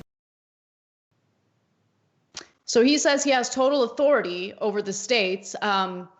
Turns out that's not the case. But Cenk, go ahead. Tell me what you think. Yeah, that's what he says now. But I want to give you two quotes from President Trump. Did I just call him President Chump? It's a good Freudian slip. So as you just saw there in the video, he said, when somebody's the president of the United States, the authority is total. Now, remember, earlier, when asked about his response to the coronavirus pandemic, he had said, quote, I don't take responsibility at all. So let me get this right. You have complete authority, but no responsibility. How does that work? And by the way, I put that up on social media, and Trump supporters literally are defending it, saying, no, those are two different things, man. Authority is like when you make people do stuff, which is awesome. But responsibility is like when you take responsibility for it, but that sucks, and nobody wants to take responsibility. So Trump is right. You should be able to make people do things in the name of freedom, and then, but like, don't have any individual responsibility at all, because that's what the Republican Party has been about this entire time. No individual responsibility, no personal responsibility, just authoritarian rule that's totally against freedom. What? So let's watch one more video because he was challenged by CNN's Caitlin Collins on this issue. Maybe he'll elaborate more and maybe it'll make some sense. Who knows, Cenk? Let's take a look. You said when someone is president of the United States, their authority is total. That is not true. Who Okay, told you know that? what we're going to do? We're going to write up papers on this. It's not going to be necessary because the governors need us one way or the other, because ultimately it comes with the federal government. That being said, we're getting along very well with the governors, and I feel very certain that there won't be a problem. Yeah, please, go ahead. Has any governor agreed that you have the authority to decide when their state I haven't opens asked back up? anybody because But I no one don't. has You know why? agreed. Because I don't have to. Go ahead, please. But who told you the president has the total authority? Enough, please. So in this regard, the president does not have total authority. It's just not how our country works. And I want to decode a little bit of what he's saying, because it's important to understand his motivations and his intentions. The reason why he doesn't want to take responsibility for his failures is because he wants to be able to tell governors that it's not his responsibility to provide ventilators from the national stockpile that he failed to replenish and maintain. He doesn't want to take responsibility because taking responsibility would mean that it could potentially hurt his political career, his chances of getting reelected. But when he talks about forcing governors to reopen their states, the reason why he wants to do that is because, as always, it's 100% self-interested, right? He doesn't want to take responsibility when it's not going to benefit him, but he certainly wants to have total authority when it comes to making a decision that positively impacts his personal finances, the economy, which could potentially help him in getting reelected. It's all about me, me, me, me, me. It's not about keeping you safe. It's not about ensuring that as many lives as possible get saved. It's not about, working in a coordinated effort with governors to provide the medical supplies they need so our doctors and nurses remain safe and they don't die from this pandemic. He is the least suited person in this country, if not the world, to be the leader, because he is the most narcissistic, thin-skinned, egotistical monster imaginable. I mean, this is the perfect case of Murphy's Law. Just when you think it couldn't get worse, a pandemic hits while Donald Trump is the president of the United States. It's all about him and what benefits him. That's it. That's all that matters. So I want to mainly talk about his ignorance. First, real quick, he tells a female reporter, enough, right? So, and she's asking the most legitimate question you could possibly ask. And that leads to Trump's ignorance. Where do you get this so-called authority? What are you referencing? So is it something in the Constitution? Is it in a law? Was it passed in your administration? Was it passed earlier? Under what authority would you tell the governors to open back up? And what does that mean to reopen the states or the economy? So the reality is there are actually specific answers to these. So the different governors have put in different laws saying that there are fines and penalties if you violate certain orders of the state governments. The federal government does not have policing power. So they would have no authority to tell the cops in New York or Alabama what to do or not to do, who to fine or not to fine within their state. They could impose other penalties on a federal level if that law was passed and Trump signed it into law. But Trump doesn't know any of this. He's a child. He doesn't know what's in the Constitution. He's 3 years into his term, and he doesn't know what the federal government does versus what the state governments do. And any pathetic attempt at trying to excuse his ignorance is exactly that. I mean, you look really stupid and pathetic when you go, oh, no, I bet he knows. I bet he knows. He's just choosing not to know. And you know, I mean, it's not in the Constitution. And I pretended as a conservative that I really cared about the Constitution. And I pretended that I cared about states' rights. But I'm going to pretend that the president has authority that's not written anywhere to do policing powers within the states. Really? And by the way, are you sure you want to agree to that? Because if we have a Democratic president and he says, oh, yeah, Trump just said I have absolute authority over all the states. Alabama, you no longer have any of the laws you thought you had. Now Joe Biden is going to decide your laws. And maybe he'll bring in Hillary Clinton to help him. Okay? That's not how our government works. But Republicans are generally too stupid to know that. And what is interesting is when it came to Republican governors who refused to practice social distancing and shut down their states, there was a lot of pressure for Trump to say something and to do something. And he would say over and over again that he wants to leave it up to the governors. So he would use that line in protecting irresponsible Republican governors who don't care about their own constituents and would rather keep businesses open because all they see is money, right? But when it comes to forcing states to open up their businesses and stop the social distancing guidelines, oh, that's when the president has total authority. I mean, he is not fit to lead. He's not fit to lead. And by the way, 24 hours less than 24 hours before his little dictatorial rant, he tweeted this: governors, get your state's testing programs and apparatus perfected. Be ready. Big things are happening. No excuses. The federal government is there to help. We are testing more than any country in the world. Also gear up with face masks. So he's telling states like, yeah, get your testing apparatus together, okay? You got to perfect it. Yeah, we'll help. But it's really on you. We're here as like a supporting actor kind of situation. But again, when it comes to getting these states to do what he wants for his own personal political gain and financial gain, he has complete authority. Anyway. Look, we've been over this, but if we had testing already, they could actually open up the country much quicker. But the moron didn't order more tests. So now the states need more tests that the federal government could have coordinated from the very beginning, but he took the whole month of February off. He didn't do any of that. And then in mid-March, after everyone told him, my God, this is going to be way worse, he finally began to realize that the governors were right in acting ahead of him. And now he has the temerity to turn around and say, oh, hey, why don't you guys order more tests or something? And by the way, even though I'm not going to do anything, I'm just going to be a stupid moron that gives these press conferences and shows how ignorant I am, I'm going to claim that I have complete authority over you. Do you know who he was meeting with on February 27th as the coronavirus was raging? Silk and Diamond, or Diamond and Silk, whatever their name is. He had a meeting with them in the White House. That's why right now he's like, oh, we have it under control. No, you don't, you moron. We have the most amount of cases in the world. We have over 600,000 positive cases of coronavirus in America, more than triple anyone else. And now we have 25,000 deaths, and we lead the world in number of dead people with coronavirus because our president is an idiot who didn't do anything. Well, I'm going to give you some of the governor's response when we come back from the break. Stay tuned.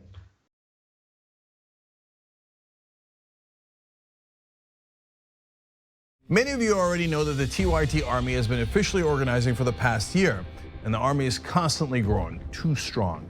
They're making decisions on which candidates and elected officials to help, and always coming up with ways to inform people about progressive policies. I love that. Now, we want to give a huge shout out to some special volunteers and highlight accomplishments of our TYT Army. You're making all the difference. In Ohio, after Captain Aysun Gökoğlu organized her first meetup to bring TYT supporters together, she then organized for them to help candidate Morgan Harper, who is their local Just Democrat, who has, of course, signed the Progressive Economic Pledge. Look, guys, this is how it's done. I love that they're doing this. So here's what Aysun had to say. We had an event at Justice Democrat Morgan Harper's headquarters in Columbus. Thanks to support from our TYT Army national team, we did a text bank that helped us get 4 more volunteers to attend. And they're considering canvassing too. So exciting to get people more involved by planning these events. Thank you, Aysun and team, for getting out there and making a real difference. Every single person matters. You are TYT. To learn more about the TYT Army and how you can help from home or even start your own team, head to tyt.com/army. And PS, check your spam folder for lost emails to stay up to date with our events.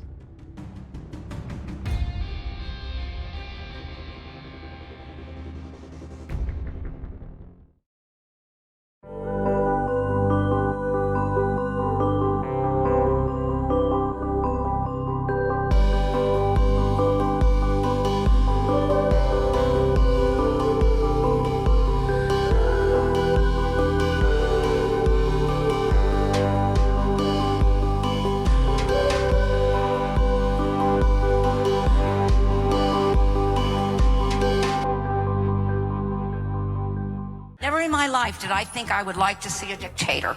But if there's going to be one, I want it to be Trump. TikTok, TikTok. Where's the line? We've crossed every line you can imagine. We are a socialist country. It's socialism for the rich. TikTok, TikTok. You don't have to know the truth, just believe what they tell you. There is no bounds to their monstrous hypocrisy.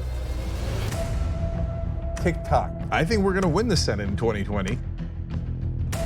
And I think we're going to have the House, and I think we're going to have the presidency. TikTok. And in 2020, we're going to clean your clock, and we're going to run you out of town, and we're going to have an actual democracy in this country. November of 2020 could also be potentially the greatest day of our lives. Let us whisper of a dream. With Doe, you can turn your passions into potential investment opportunities. Whether it's cannabis, fashion, travel, video games, or anything in between, you tell them what you're interested in, and they'll help you uncover the investment potential.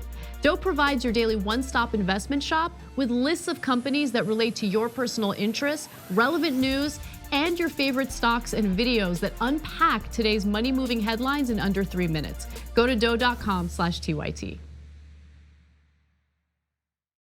Today, a terrible day for the internet, a terrible day for America. The internet as we know it is not going to exist anymore. A real dark day for information, and yet another way that they're bleeding out the democracy. We're now going to have these gatekeepers of information deciding what we can and can't see, and that's what scares me the most. Whether you're conservative or progressive or anywhere in the middle, this is the one thing we should all agree to. Protect the internet, because the establishment is coming for it.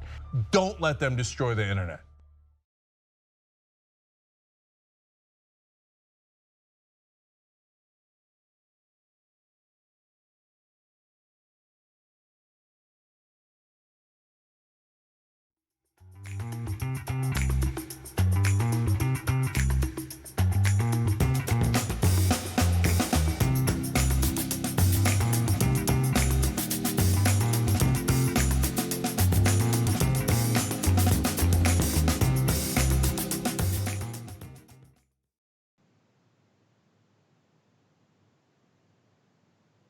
All right, back on the Young Turks. Jake and Anna with you guys.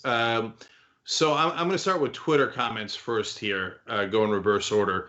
The Mathematician says, just came in after World War Z food shopping. Figures how the banks would find a way to steal even the crumbs that the little people are getting from their tables. The riots are coming. They're going to find out that starvation and personal arsenals ain't a good mix. Seriously, Mathematician and everybody else out there, I'm definitely worried about that. Like, they think, of course, the establishment and their infinite arrogance and short-sightedness thinks that we're encouraging people, et cetera. No, I'm trying to stop it. And some in the left are now annoyed at me for trying to stop things that I can clearly see coming. Wait till you see our story later in the show about healthcare. No, people are going to start to riot. They're not. You can't afford this stuff. You just can't. And we're dying. They're gonna riot, and then they'll blame us. No, it's your fault for setting up this horrific system. Anyway, Lauren Harrington says, I've been a member since 2015, and TYT has kept me sane and less alone over the last 5 years. I'm pretty devastated by extra $20 a month donation. Can't go to Bernie Sanders' campaign anymore, but thrilled to give it to you guys. Keep it up. Thank you, Lauren. Thank you. Yeah, that's amazing. We really appreciate it. And that's what we're trying to do here. You know, talking to Anna about this off air. Okay, so we got a number of years back in the wilderness. We were born in it, raised in it. And so we're going to be the light in the darkness. And you got to keep those lights on. So we appreciate everybody that's giving to tyt.com/go or becoming a member. Let's take a look at the thermometer real quick. So 106,523. Yeah, that's wonderful, guys. We got the matching grant now. So when you give, your donation is basically doubled. So we really appreciate that. Please keep it going at tyt.com/go. Let me go to YouTube Super Chat. Anthony says, unemployment in Michigan, total breakdown, site always down. Oh, that's great. Dana Kramer with a really interesting point. In 2009, I took a temp job at One West. I did not feel right about what I was seeing and hearing during training, so I quit. Imagine my shock to find out I was 100% right about the shady practices. Mm-hmm. See, there are people with a conscience, but they're the ones that either quit or get fired, and they're eliminated from their positions until the people with no conscience wind up doing it. Bouchard24 in the member section says, TYT is keeping me going, sending love to everyone who supports and watches the show. Without TYT, the progressive left would be seriously SOL. Well, we all really appreciate what you're saying there. Some people apparently don't think that, but we appreciate that you do. tyt.com/join to become a member and support the show that way too. And the last one is Badger Girl saying, you're right about the amount of outrage, Cenk. I'm exhausted with it. We all are, but we got to keep pointing it out and keep fighting back as much as we can to try to straighten this ship. All right, Anna. And then one quick announcement. John Idarola will be hosting an Earth Day special to celebrate the 50th anniversary of Earth Day. The special show where he will be interviewing climate activists and scientists will be on April 22nd and will begin live at 7 p.m. Eastern Time, 4 p.m. Pacific. So please make sure you check that out. It's Wednesday, April 22nd, and it'll be awesome. All right. With that said, let's move on to some other news. Was that time right? Because that's when we do the main show. Anyway, we'll figure that out later. So, multiple governors have responded to Donald Trump alleging that he has complete and total authority over when governors open their states back up in the middle of the pandemic. But Andrew Cuomo, the governor of New York, is not buying it. Let's hear what he has to say. He says when someone is president of the United States, the authority is total. He said it was total, and he said the governors know that. Do you know that? Nope. If he ordered me to reopen in a way that would endanger the public health of the people of my state, I wouldn't do it. And we will have a constitutional crisis like you haven't seen in decades. I don't know what the president is talking about, frankly. If he says to me, I declare it open, and that is a public health risk, or it's reckless with the welfare of the people of my state, I will oppose it. We don't have a king. We have a president, and that was a big decision. We ran away from having a king, and George Washington was president, not King Washington. So the president doesn't have total authority. We had this argument. It was done a long time ago. People by the name of Hamilton and Jefferson and Madison and Washington, and they concluded this. They wrote a document that's called the Constitution of the United States. And it says the federal government does not have absolute power. It says the exact opposite that the president said. So not only is that clear, Anna, that's what the Republican position has been for my whole life. Now, mind you, they've always been hypocritical about it. They never meant it. And in Bush v. Gore, they said state rights don't matter at all. We just want to make Bush president. They say it about marijuana laws, etc. So really, what was the so-called states' rights arguments from conservatives all these years?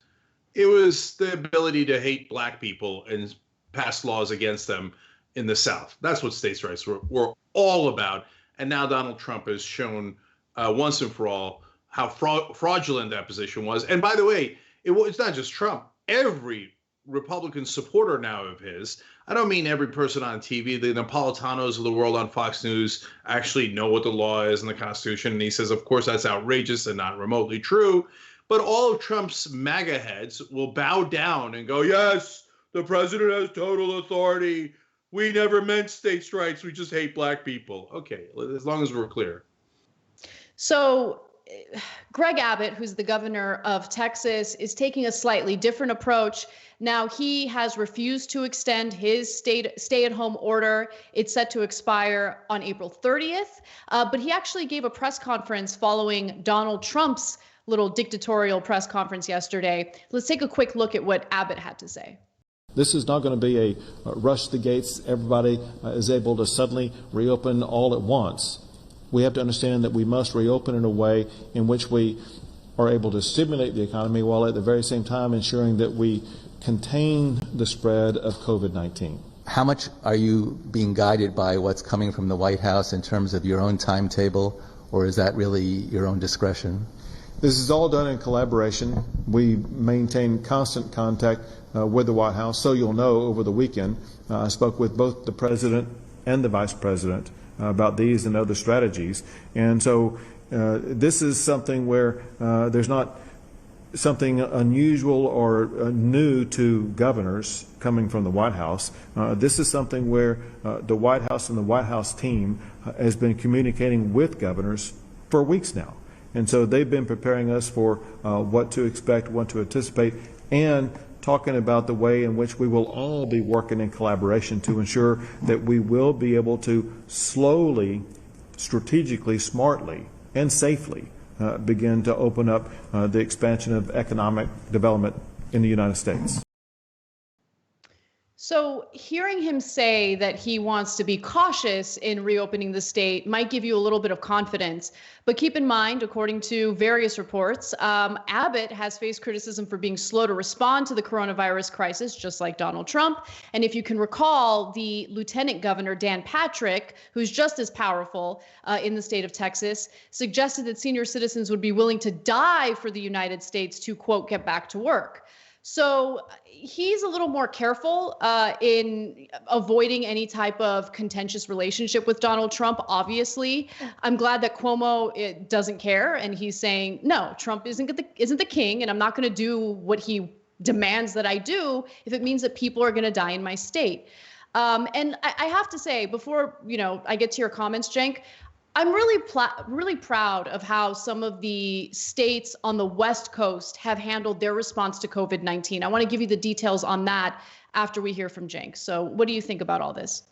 Yeah, so if Hillary Clinton had won the presidency and told Greg Abbott, I have total authority over Texas, and I will decide when you open things up and not, and I will decide what laws you will enforce and not enforce in Texas, Greg Abbott would have lost his mind. But Trump says the same thing, and he acts like a little puppy dog. Well, we're working in coordination, and I'm sure, yeah, okay, whatever the boss man says, I wouldn't want to cross him. So sad. So the West Coast and now the East Coast governors, too, are working together to figure out what the reality is, because, guys, these are in this case, state laws that we're talking about. Is there a penalty for violating the stay-at-home order? Well, what was a stay-at-home order? Well, that depends on the state. They all had different ones. For example, in Texas, he didn't issue a blanket order. He left it up to the localities. And by the way, if you want to do criticism of Governor Cuomo, he says Trump doesn't have authority over him. I think that's true. But then he demands authority over New York City and won't give authority to de Blasio. So there are nuances here if you're actually a person who cares about reality and facts. But half the country doesn't care about any of that. They just say, oh, yeah, of course, we should have a king and his name should be Trump. Yeah, and the reason why I'm giving the West Coast credit, states like Oregon, Washington, California, is because they acted quickly. They took drastic measures early on. And in California, we're noticing that the number of new coronavirus cases has begun to decline. And that's a good sign. But the state lawmakers are celebrating that very cautiously because, we want to make sure that this is a pattern that persists. But they're already starting to work with lawmakers in Oregon and Washington as a pact in order to coordinate their loosening of the social distancing guidelines. And I like seeing that. I like seeing drastic action when it's necessary to protect people. And I like seeing how they're cautious in reopening various businesses in these states. And as you mentioned, Cenk, later some of the states on the East Coast followed suit. And that coordination is important because remember, we're not all living in like an island, right? We're not all little nation states, even though Gavin Newsom sometimes refers to California as a nation state. I kind of wish he didn't. But we're all one country, and we do need to do this in a coordinated way, even though there are different guidelines in various states. We have to think about how travel and how just opening the government or opening the economy up too quickly could lead to another spike in this pandemic. So we'll see how this plays out. Look, there's one thing is the laws, and the governors control the laws of their states. There's no argument about that. There's only one person making the counter argument, and that's Donald Trump. And he's an idiot that's never read the U.S. Constitution. So that's like legally, it's not an interesting question or debate at all, right? But there's also the force of the marketing and PR that Trump puts into anything. So when he says, go out there, all of his dumbass MAGA heads are going to go out there. So in fact, they did a poll and found out Republicans are 3 times more likely than Democrats to rush back out. All they're waiting is for the go-ahead from Donald Trump. The minute he says go, they're going to go out there and like rub their hands all over each other's faces and stick it up their noses and go, ha ha, who cares about coronavirus, baby? Ah, right? And so, I mean, the polling indicates they're 3 times more likely to do it, 3 times dumber. So when Trump says, I have the authority, he doesn't have the legal authority, but he does have the authority to control his cult. And his cult is about 40% of this country, and they will not listen to reason or science. They'll only listen to their dear orange leader. So, and if they start spreading the virus more, it's going to ricochet back to us, and then we're all going to have to go back home earlier and stay there longer and close the businesses longer. We all want the businesses back open and healthy. It affects all of us, including the Young Turks. That's part of the reason why we're doing TYT.com/go.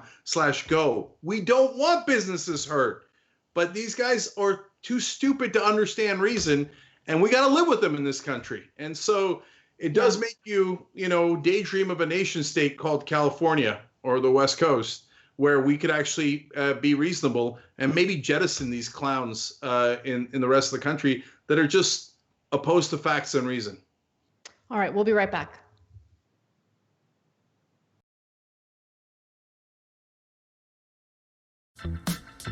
I went to Kentucky Fried Chicken when I first got my license, like 17 years old or 17, 18, whatever it was.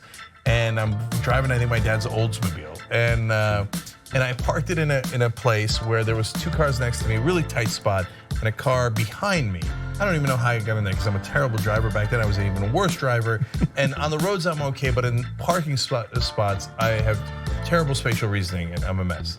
And on my way out, I hit all 3 cars at once. I broke all records, okay? So I went, as I'm backing out, I went boom, oh and this side hit that car, this side hit this car, and the back hit the 3rd car, okay? And I got stuck. I didn't know how to get out. Like, I went, okay, this, and then I'm like, no, and then, right? And then finally I had to stop, go inside the KFC and go, I'm sorry, I hit a bunch of your cars. They're like, what do you mean a bunch of your cars? I'm like, I don't know. Wow, there's a B? Yeah. I'm like, I hit 3 cars. I don't know. So you guys gotta come help me, okay? Okay, so 1, my bad. Really sorry about that. Yeah. Okay, number 2, can someone take my car out? Because I don't want to keep hitting your cars, and I'm incapable of taking it out of this spot. Now baby move that fat, baby move that fat. We thugged out.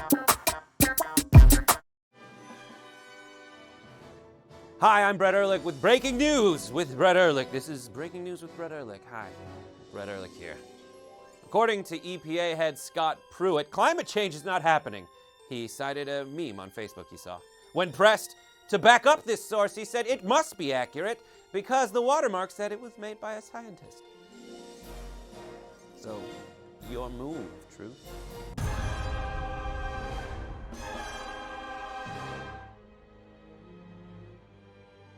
Do all of you know the Young Turks?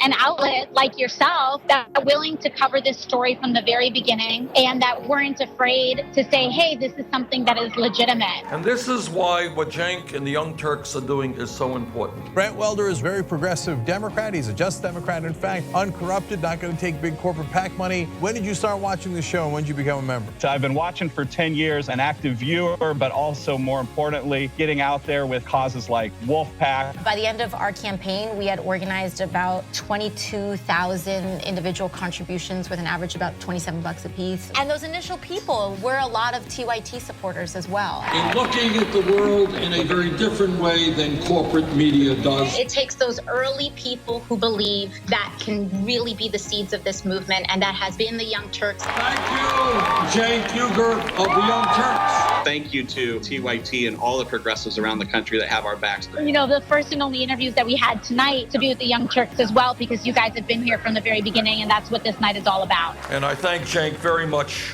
for the very good work that he does. Thank you so much for all in this together, and the people are so powerful, and we're gonna get it done. Thank you for your constant support. It's a pleasure to be with rebels. I like that.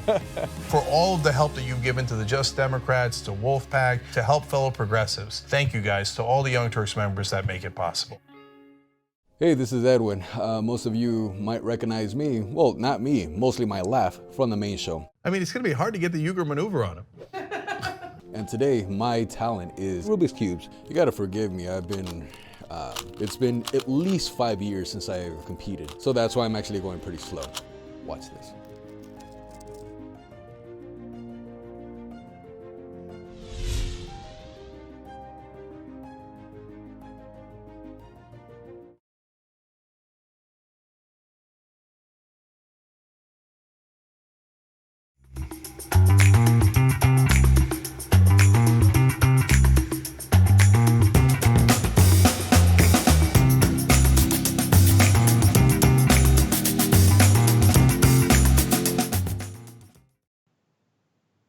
All right, back on the Young Turks. Bernie Babe with a mobility aid writes, and everything I learned about states' rights as a Republican is why I'm a progressive now.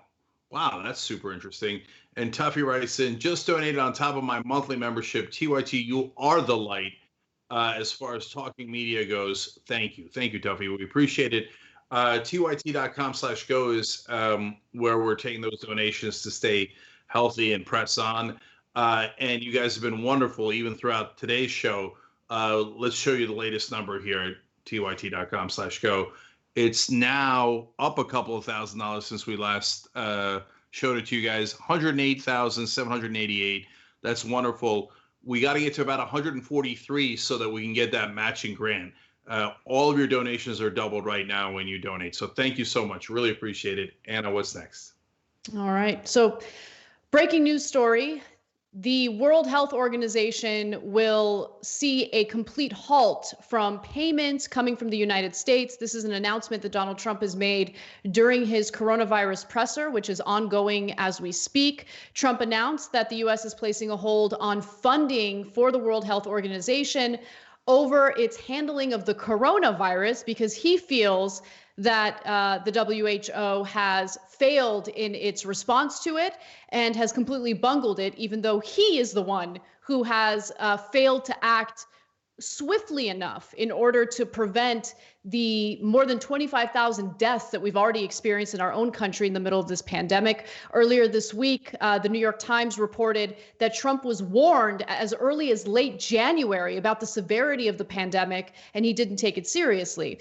But Trump is arguing that the WHO blew it and said that the organization no longer deserves U.S. funding. Trump's national security team has rallied behind him, believing that the U.S. needed to go behind public statements and make the World Health Organization feel some pain for its missteps. So over the past week, officials within the White House's Office of Management and Budget have been working on different options in how to stop the payments to the World Health Organization. So one thing that they could do is, move this over to other international organizations that can administer it for comparable purposes.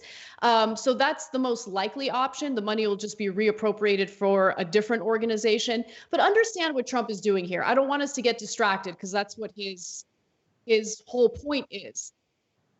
The person who messed up is Trump.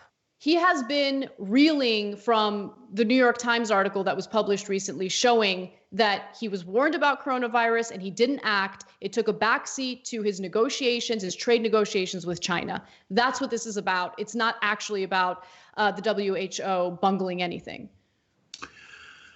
I'm so sick of this, man. I'm disgusted by him on a daily basis.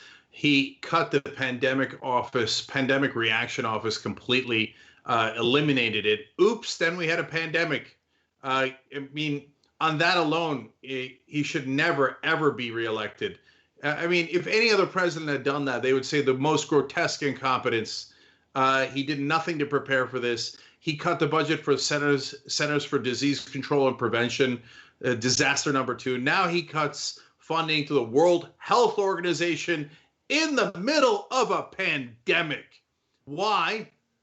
He wants to blame someone else. So he can say, oh, no, it wasn't my fault that we had a pandemic. It wasn't my fault that America leads the world in number of coronavirus cases and leads the world in number of deaths. And it was the internationalists, the globalists. It was the World Health Organization. They did something wrong. It was them. I don't take any responsibility at all. That's who Donald Trump is. Pathetic through and through. And by the way, as I say all the time, it's on all of you conservatives. My whole life, conservatives have been arguing that we should not work with the rest of the world, that we should be antagonistic and not cooperate with anyone. Well, that is a dumb position. And here we are again, in the middle of a pandemic, conservatives going, yeah, let's not work with anybody. Let's not coordinate healthcare at all across the world in the middle of a pandemic. They celebrate their ignorance and stupidity on a daily basis. So in a sense, Trump is the perfect leader for them. Well, not only is Trump making poor decisions internationally, he's also making poor decisions here. So let's get to our healthcare crisis in the middle of this pandemic. So new reporting indicates that private insurers and employers are concerned about a sharp increase in healthcare insurance premiums next year in response to the ongoing coronavirus pandemic. And they would like Congress to step in and do something about it because they are likely to pass over the cost to their employees.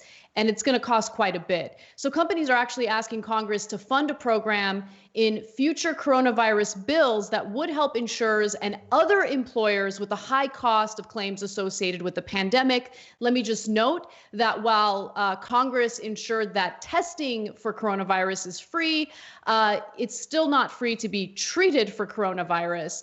And these costs are starting to really pile up. So one analysis estimates insurers and employers could face face $34 billion to $251 billion in costs related to COVID-19 testing, treatment, and care. The analysis commissioned by Covered California, the state's insurance marketplace, said premiums for private plans could increase as much as 40% next year from COVID-19 costs alone, depending on how many Americans need testing and treatment. An easy way to skirt a problem like this would be to have a healthcare system like Medicare for all, but we squandered that opportunity, so now we're in this position. Okay, I'm going to say something that will be misinterpreted, so I'm giving you ahead of time a warning that I'm not encouraging this. I don't want this to happen. In fact, I'm desperate for it to not happen. But we're going to have riots in the streets. You can't increase people's healthcare premiums 40% and have them still afford it. They can't afford it. They can't afford it. There's a story today that's going viral of a hospital worker, a nurse, that exposed wrongdoing at the hospital. They were not sufficiently protecting the doctors and nurses with protective equipment. So they fired him. But the problem is, other than being fired in a horribly wrong way, his wife's got cancer. So now they don't have health insurance anymore. So his wife's going to die. People are going to riot. I mean, this is insanity. How many times can we tell people, oh, yeah, we're going to kill you? Well, we don't care. Your wife's got cancer. Go die. I don't care. You couldn't afford the 40% premium. Oh, you didn't have the right job. You were in between jobs. I don't care. Go die. Well, then they're going to say, hey, you know what? I don't care about you either. Okay? And so this is going to get super ugly. I'm not telling you that because I'm looking forward to it. I'm telling you that because I'm trying to avoid it. The way to avoid it is Medicare for all, so we don't let people die in the streets. But nope, they're going to brutalize us more.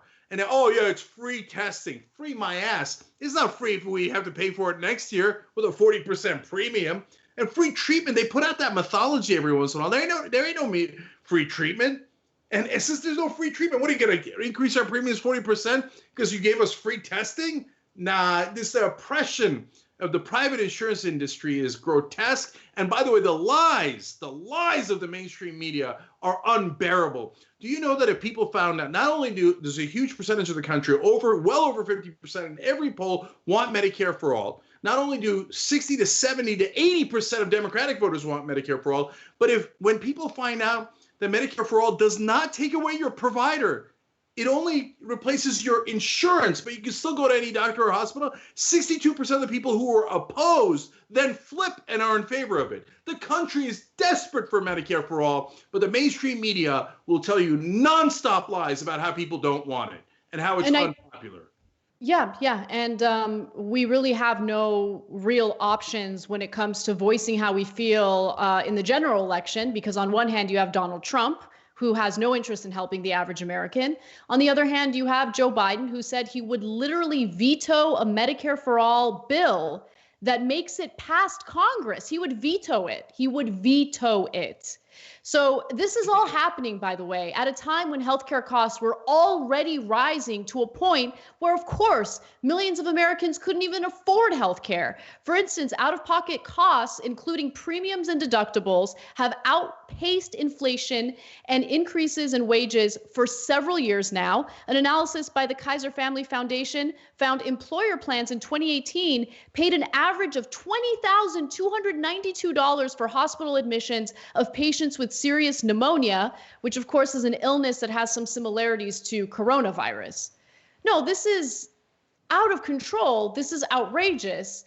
And the system is broken. But anytime anyone tries to change it, fix it, offer a better plan, a better solution, they have no voice. And it's because of the issue that you bring up all the time, Cenk. It's money in politics. The private industry has way more of a say than the average American.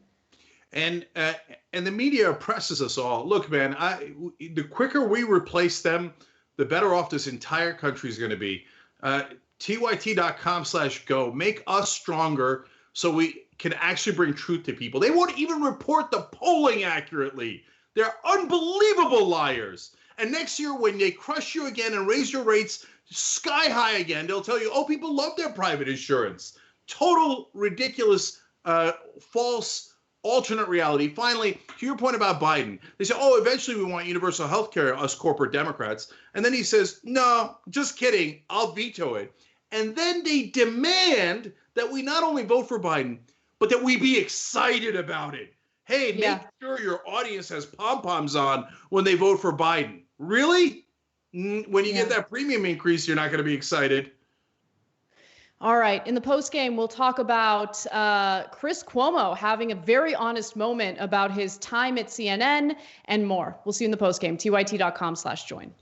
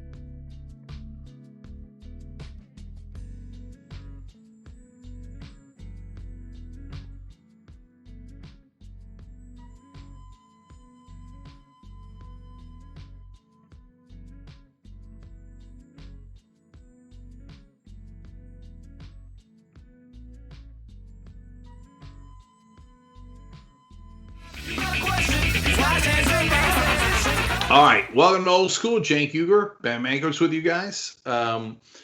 So we've got a great episode for you guys, or several episodes. We'll talk more coronavirus etiquette, right things, wrong things to do, and sometimes it's 180 degrees different than what would have been the case just a couple of weeks ago. Of course, as always, Old School brought to you by the thugs at shoptyt.com. They've got a new shirt out that they're making me wear. It's, Ben will love this, Quarantined with TYT in the middle. And the reason Ben don't like it is because it doesn't make any sense. So I'm kidding that he'll like it. He won't, because the TYT doesn't really spell quarantine. Oh, go up a little. Let me see it again. I ain't get it good enough. Take the one shot, Skip. Yeah. Yeah, like no, the TY, like no, there's no. It doesn't make sense. And by the way, but what would be great is if you lost the U and it was Quaran-TYT-ned. No, it's already happened. So, right. Oh, right, of course. Okay, so good. First of all, I love this shirt. It's already got. Folks already started talking about it. It's got good buzz. Okay. If there's one thing, I know shirts better than anyone else. And this was shirts selling like hotcakes. I have no idea if we've sold a single one. ShopTYT.com. Anyway, but people like quarantine shirts overall. It's got TYT in it, etc. But it's already in the graphics of TYT. So I saw online right-wingers being like, oh, nice little subtle putting in the Quran there. And if you notice, there's one other word in there. Okay, let's show it one more time. It's Quran, then TYT, then Ned, as in Ned Stark. And you know what happens to him? I literally thought you were going to say Ned Lamont. And he pretended to be progressive when he was fighting against Joe Lieberman, but he's been a mediocre governor since. I don't think a lot of people were going to Ned Lamont. I went right there instantly. Okay, well, there are a lot of Connecticut aficionados here, Connecticut politics. Actually, there is one guy watching who's like, and his name is Michael Shore, who's like, who the hell's Ned Stark? But you had me at Ned Lamont. Right, it's Ned Stark, totally, yeah. Anyway, but that's actually part of the reason why I can't ever run for office again. I did so poorly that they didn't have to bother bringing it up. But, I'm against religion. Oh, and, right, yeah. Right. And, as I was running, like you get a sense even more when you're running for political office how religious most people are. Yeah. First places you got to go are churches, temples, mosques, etc. And like the Muslim American leaders up there, they were supportive overall, right? Because I agree with them on policy, foreign policy, etc. Generally speaking, but one of them was like, "I've heard what you've said about Islam, but okay, all right, all right, what am I gonna do? Okay." And when you start talking about the sky god, that is not good for electoral politics. No, it isn't. I had yesterday. My daughter on Easter. By the way, when did Easter Monday become a thing? Like I got it. Was that a thing? It's like in my calendar, Easter Monday, and then and my wife said, I don't know if it's true, but she said it's like Greek Orthodox or something. I don't know. Oh no way! I'll tell you right now who came up with that. Hallmark. Yeah, I don't know, but it just seemed like it was one of those things. Again, like walk-off single. Like all of a sudden, everybody started using it. Like we've been saying it for years. It drives me crazy when those things happen. I'm like, Easter Monday. Like, is there an Easter Tuesday? Like I really thought it ended on Sunday. No, they're real things like Boxing Day or Boxer Day or whatever those folks up in Canada do, right? But Easter Monday, like literally the first time I ever heard of it, and I guarantee you it was some executive at Hallmark who was like, how do we move product? Or nowadays, Hallmark's kind of an old reference. Nowadays, it's Amazon, right? Some VP of holiday development at Amazon who was like, look, we need to get people into the mind of thinking Easter Sunday, sure, you go to church, okay? But really, how much does that help the economy? Easter Monday is when you do cyber shopping. So there's obviously an answer for this. No one has ever, you didn't hear about it until I mentioned it. I didn't hear about it till this morning. So so let me preface this by saying, obviously I'm speaking from a point of ignorance, and I mean no disrespect to the people who celebrate Easter Monday. But so you type in Easter Monday on Google and it comes up Monday, April 13th, Easter Monday, 2020 in the United States, So then the first question people also ask, why is Easter Monday a holiday? To which I think we would both answer, it is not a holiday. But I don't know. And if I'm insulting someone, I immediately apologize. So why is Easter Monday a holiday? Here's the answer. It's Easter Monday, the last day of the holiday celebrations before work starts again. Yesterday was perhaps the biggest day in the Christian calendar when churchgoers celebrate Christ's resurrection. It has a religious significance because it's the day after Christians believe the Messiah returned to earth. So like all of a sudden the day after is significant. Wouldn't the most significant day be, it has religious significance because it's the day after Christians believe the Messiah returned to earth. I mean, what about a week later? It's still an amazing thing, the Messiah returning to earth. I don't think you should stop celebrating it on Tuesday. Yeah. No, it's funny because my kids and I also invented a holiday the other day. I was kidding around with them about how we were going to make it Christmas for an hour. That joke turned into a disaster when they demanded presents. I was just thinking of playing Christmas songs, but they were like, toys, toys, toys, toys, toys. Anyway, somehow we wound up in the conversation with Christmas Eve. So that's the eve before Christmas Eve. 23rd. Yeah, the 23rd. And they're like, yeah, that makes sense. You should open some of the presents on the 23rd, Christmas Eve, then the rest on Christmas Eve, and then the final one from Santa on Christmas morning. And before I know it, we're knee-deep in negotiations, and all of a sudden we're opening up one present because of a compromise that Joe Biden and I worked out on Christmas Eve, a thing that did not exist until 2 days ago. No, That's exactly how Easter Monday happened. The kids took hostages, and you blinked. And look, Biden, I didn't even want to do a deal. Biden called Joy in the middle of the negotiation, was like, you got a deal. Christmas Eve, one present only. You got to give him something.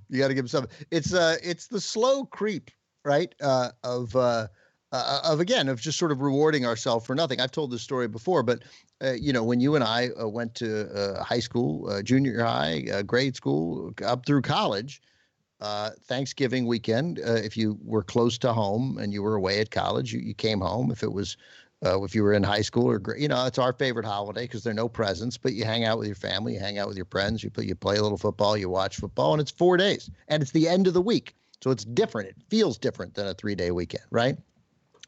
And it would kind of start on Wednesday because you would have a half day of school and you would go home early when you were living at home on Wednesday. And in fact, at college, you would go home Wednesday, and it was tricky because it was hard to get a flight Wednesday. It's this incredibly busy travel day. So sometimes you'd sneak out on Tuesday night and maybe you'd miss a class in the morning Wednesday, but they kind of knew if you were away at college. But it was a half day at school for elementary school right through high school. Well, I got a lot of friends now work in academia, and so eventually, because of that busy travel day, they started giving kids just Wednesday off, and they would have the half day Tuesday so they could fly out on Tuesday. It seems like a weak move, but okay. All right. You want to ease to give them a couple days to travel. And then it was like, well, if they leave a half day Tuesday, then, it's hard to argue kids are just cutting out for the weekend. So they gave them Monday, which means the weekend, which means that you get Thanksgiving week off. That's it. You're done Friday of the week before. That's insane. Yeah, no, Ben, this is why the Chinese are winning. Okay, we're not winning with Thanksgiving. We've made it too long. Look, this is why I was dead set against Passover Tuesday. I believe it's called Seder Tuesday, but okay, that's all right. You're not Jewish, so yeah, of course. Okay, yeah. All right, got you. All right.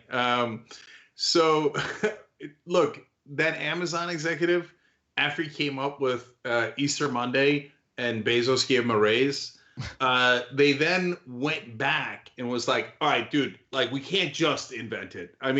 We already did Cyber Friday. They're going to be onto us soon. They then might have gone back and like rifle through things. What did the Bhagavad Gita say about Easter Monday? What can we do here? And then they stumble. Oh, no, the Greek Orthodox. When in trouble, always say, no, the Greek Orthodox actually celebrated on a different day. To be fair to them, it's true. The Greek Orthodox did do most of their cyber shopping on the Monday after Easter. By the way, I don't want this Greek Orthodox thing. That came from my wife. That has apparently no significance whatsoever. But I love her for just coming up with an answer, which is exactly the kind of thing she learned from her husband. I'm just going to give you an answer. I don't know. I'm just going to say something, though. Can I just say, I instantly believed it. Of course, yeah, totally. That's right. But I'm looking it up, and there's not even a great explanation on Google. Many Christians, who celebrates Easter Monday? Many Christians around the world celebrate Easter Monday as a day of rest, particularly in countries where the day is a public holiday. I still haven't seen that country. It is a day for many to enjoy the time outdoors in countries such as Australia and Canada. Easter parades. And then is Easter Monday a public holiday? No. And it goes, banks will be open on Easter Monday because Easter Monday is not a bank holiday. Of course. So, outside of the Quaran-TYT-ned that we're under right now, banks will be open on Mondays because so will everything else. Right, totally. Yeah, what a gratuitous thing to say. And by the way, also on Easter Monday, McDonald's open. I can't believe McDonald's is open on Easter Monday. It is just the disrespect. Now, by the way, and if there are people who are like, yeah, yesterday I had to go to church, long time at church, you got to deal with the family, and it's actually kind of stressful on Easter because it's a big holiday, and it's obviously a crucially important holiday to many Christians. And then so if they were like, yeah, so I'm taking Monday off, I'd be like, oh, God bless. Oh, yeah, sure. I have at it. Good, terrific. Good for you. It's like when you come back from vacation and you need a date off. Yeah, obviously. Your wife made you go snorkeling too much. You got sunburn. The trip back was a disaster. You stayed too long. Layover in Phoenix. Right. Come on. Yeah. That's called Vacation Monday. Everybody knows that. Right, exactly. But you can't. But on Vacation Monday, you can't go, I can't believe the banks are open. But Vacation Monday is historically when Australians go out to celebrate the outdoors. Totally. Everyone knows that. But I wish I had guessed ahead of time. I partially did. You heard me earlier. But if you asked me, like, when you said, when I look up Easter Monday, my two guesses would have been what Lee said, because she planted the thought in my head, but also because it's always the Greek Orthodox. You look up Easter Monday, option 1 is Greek Orthodox. Option 2 is Canada. That's right. That's right. They're both. It turns out it is Canada. And the God bless Canadians them. love the outdoors, but only on Easter Monday. Yeah, they were. It's like they were onto something with Boxing Day, and they're like, let's just take the day off after every other holiday. Yeah, let's just pick another day and make it like a better day than the Americans, so they'll be even more jealous of us. And then we'll have a government that's like way kinder and costs less, and even covers people's health care. And then they'll blame everything on us. Did you see that? I'm sure you did. That 5-minute video message from Boris Johnson? No, actually, I didn't. I didn't see it. It's he's sitting there, and he looks well, and it is a 5-minute message thanking the NHS. Oh yeah, I read about it. Yep. For saving him and the doctor, but not just saving it, but like calling for a salute to, I believe, and I'm paraphrasing a little bit here, the greatest thing we have, the most wonderful thing. We got to thank everybody for having it. We're all going to come together to protect ourselves, to protect the NHS. I mean, it was just again, it was the kind of speech that had Bernie Sanders been the president and had gotten sick and had recovered, he would have said if we'd had universal health care. Like, I'm better because of universal health care, and I know that many rest of it was just, and it's a reminder that even for someone who is extremely conservative, who gets compared to Trump, who was nonchalant about this disease, like as the president was, and was cavalier about it, and went around shaking hands. That's probably not how he contracted it, because he came down with symptoms so much later. Shaking hands with coronavirus patients. That they still, even when their budget right after he got he wins the election, they campaigned on a significant increase to the NHS. And I know the Brits will call me and tell me they've stripped from it, and all that I'm sure is true. But conservatives in the UK just come at all this with a completely different perspective. It's just universal. It is ironically universally accepted that the government is going to pay for almost all healthcare, if not all of it. Did he record that speech yesterday or on Easter Monday?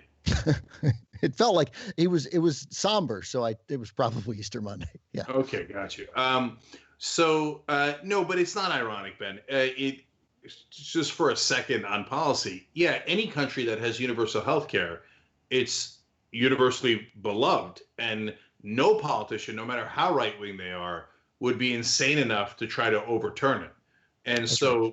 Boris Johnson, very right-wing within the context of the UK, and instead of trying to say, hey, let's get rid of, in their case, it's not just public health insurance, it's actually public health care. So it goes way further than Medicare for All or Easter Monday. It's like Easter week. That's what the NHS is. And they love it. And then you have your right wing singing the praises of it, et cetera, because it saves people's lives and it costs less. And Boris Johnson's conservative. So conservatives have the trait of, if it happens to you, I couldn't care less. If it happens to me, whoa, what the, oh my God, NHS saved my life. Did you guys know that? Yeah, that's why it's so popular. So I think that, leaving out the presidential politics of it, that the key now, that there has never been a better time to make the argument for Medicare for all than now, because so many people see it and will feel it, and will have spent, whether they didn't have insurance, that there'll be treatments that might bankrupt them.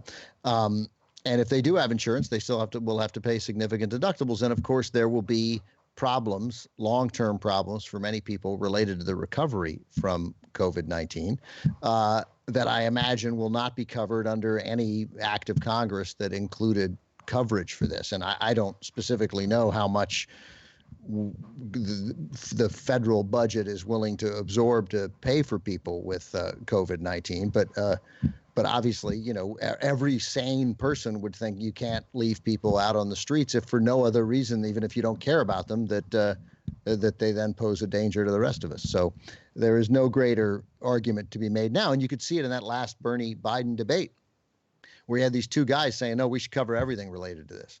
everything.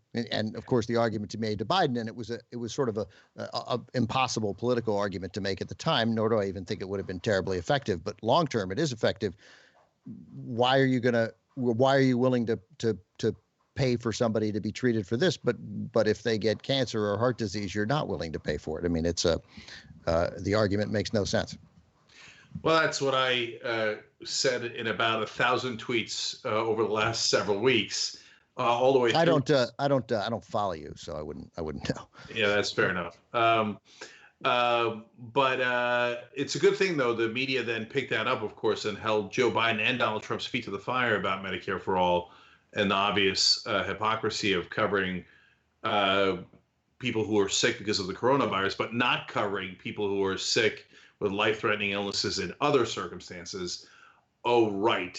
They did not do that. Well, I mean, this is where we're going to part company. Of course, they didn't. Many didn't. You're right. And first of all, you're definitely right. But I mean, there are tons of stories about that in general. And but it's never been more clear, especially, I mean, there's a whole host of it because of the nonsense of arguing that somebody should be covered for COVID-19. But then if they get sick, if we get out of this mess and then in 2021, they get sick with something terrible else, that it's okay to have a medical bill that would bankrupt them, or that they'll be too afraid to go to the hospital to treat. So it's not only that argument, but it's the fact of what we were just talking about with the UK, is that countries around the world will deal with this, will deal with it effectively, and it won't bankrupt anybody when there is when they're automatically covered with either with either insurance, or because the NHS, or that actually takes care of them. So look, I don't want to get too deep into politics or policy, but it's also the other point that you could make is Medicare for All. How are you going to pay for that? We heard that literally dozens of times in the debates. And then when we needed money for Fortune 500 companies who might not survive the stock market crash, all of a sudden, $6.2 trillion out of nowhere. Turns out, had it in our back. Oh, I knew I was forgetting to look somewhere. I looked under the couch, and there was the $6.2 trillion. And so, yes, it also went to small businesses. Yes, it went a little bit to individuals, but the overwhelming lion's share is going to giant multinational corporations, and they found that money super quick. Well, yeah, but they won't be able to spend it anywhere they want, because there'll be the oversight where we'll be able to track that money. Right. I mean, that to me, it's almost the biggest story in this whole thing. Like that to me, because some of the other stuff you just sort of expect, and you can make the argument. Again, you're right. Everything you just said is 100% true. But the reason that we get away with it in part is because what we're conditioned to, and we'll say, oh my God, we don't bail out these companies, then the economy will collapse and that'll devastate everybody. And that argument is an effective political argument to many, right? It works. It's ingrained in the way we think. So whatever. So you go ahead and make that argument, but you can't then well, anyway, I largely agree with you, but that's why that works politically as an argument. Yeah, so we're going to run out of time. I'm sorry, real quick. I'm sorry. But you cannot in good conscience say that we're giving them this money and we're not going to follow what they do with it. I mean, it's our money. It's our money. That should, to the same people who buy the stock market, keep the companies alive argument, they should be as interested in protecting our investment in those companies. And then we're just going to let them do whatever they want. Steve Mnuchin and Kushner got it. Don't worry. So we're basically out of time on this episode, but if you're watching, you're a member, just keep on watching, obviously. And for those of you who are watching on our different platforms, we'll discuss coronavirus etiquette in the next episode that we have. TYT.com/join to get all of old school. And part of the etiquette we'll discuss is how many times is Cenk going to touch his face in a live Young Turks broadcast? So it's not just old school. Anytime they come back to a shot of me, I'm like this. Who wouldn't touch that face? Come on. Yeah.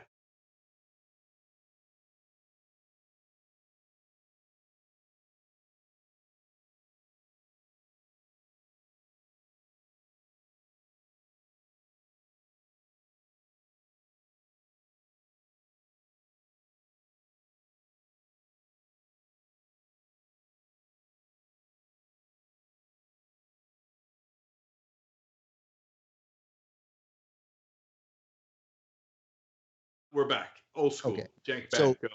My wife just walked in. She's across from me right now. The woman who told me that it was the Greek Orthodox who celebrate Easter Monday. Is that not true? No, but Jenk and I were loved that you just made up an answer and we all believed it. It was so close. It was like so. It was all logical. No, Jenk believed it instantly. So she's brought me up Rayo's delicious and overpriced marinara sauce because she can't open it. So I'm going to be a man live on this episode of Old School. It's everybody in the country is rooting for you not to be able to open. No Let's question. Just be honest. It's not just the right wing. It's the left wing. It's everyone. Even the establishment. Everyone is saying, please make it extraordinarily difficult so we can't open it. It'll be so much fun. All right, here we go. So I'm getting the hand. What you did today? You moved furniture. Here we go. Come on, mother. In the son of a bitch. There we go. Wait a minute. It was a little slippery. There it is. No, I got it. It was a little slippery. That was it. It's done. It's done. For a moment Thank you. There. You know what that moment was, Ben? What was that? It was a couple of days after the Nevada primary. When we had a moment where we thought we got this thing. When you couldn't open it. And then it turned South out Carolina and he opened. Jim Clyburn came in and opened the marinara sauce. All right. Well, that was good drama. Look, that's what people turn into Old School for. That's right. That's right. Open the can. Oh my God, I did so many manly things around the house today. So many. We moved such heavy furniture. And I was on it too. I was like, no, we're going to have to move this mirror out of the way. And Lee was like, I got to clear a path. And I'm like, no, we're going to take it around this way. We'll pull it up by the legs. We can move it around there. She was like, oh, you're right. We can. It was a rare moment of masculinity. It's been a good run. It's been since about 10 a.m. this morning. I've been manlier than I've ever been. Yeah. First of all, Russell Peters' dad rings through my head. I'm picturing Russell Peters going, be a man, be a man. And I am happy to report I too was a man.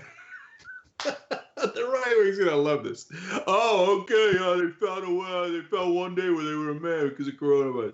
Anyway, so here's what my wife and I've been complaining that my side of the mattress is indented, and it's like a little hill I can't climb. I'm like Sisyphus every night. I climb the hill. Indented meaning it sags. It sags, and I can't imagine why. Yeah, I can't. Let's think. Let me get a pad of paper and we'll come up with some reasons why that might have happened.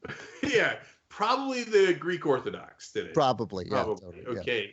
If not them, the Canadians, obviously. So anyway, and so like Sisyphus every night, I roll up that hill and then I roll back down, and it drives me crazy.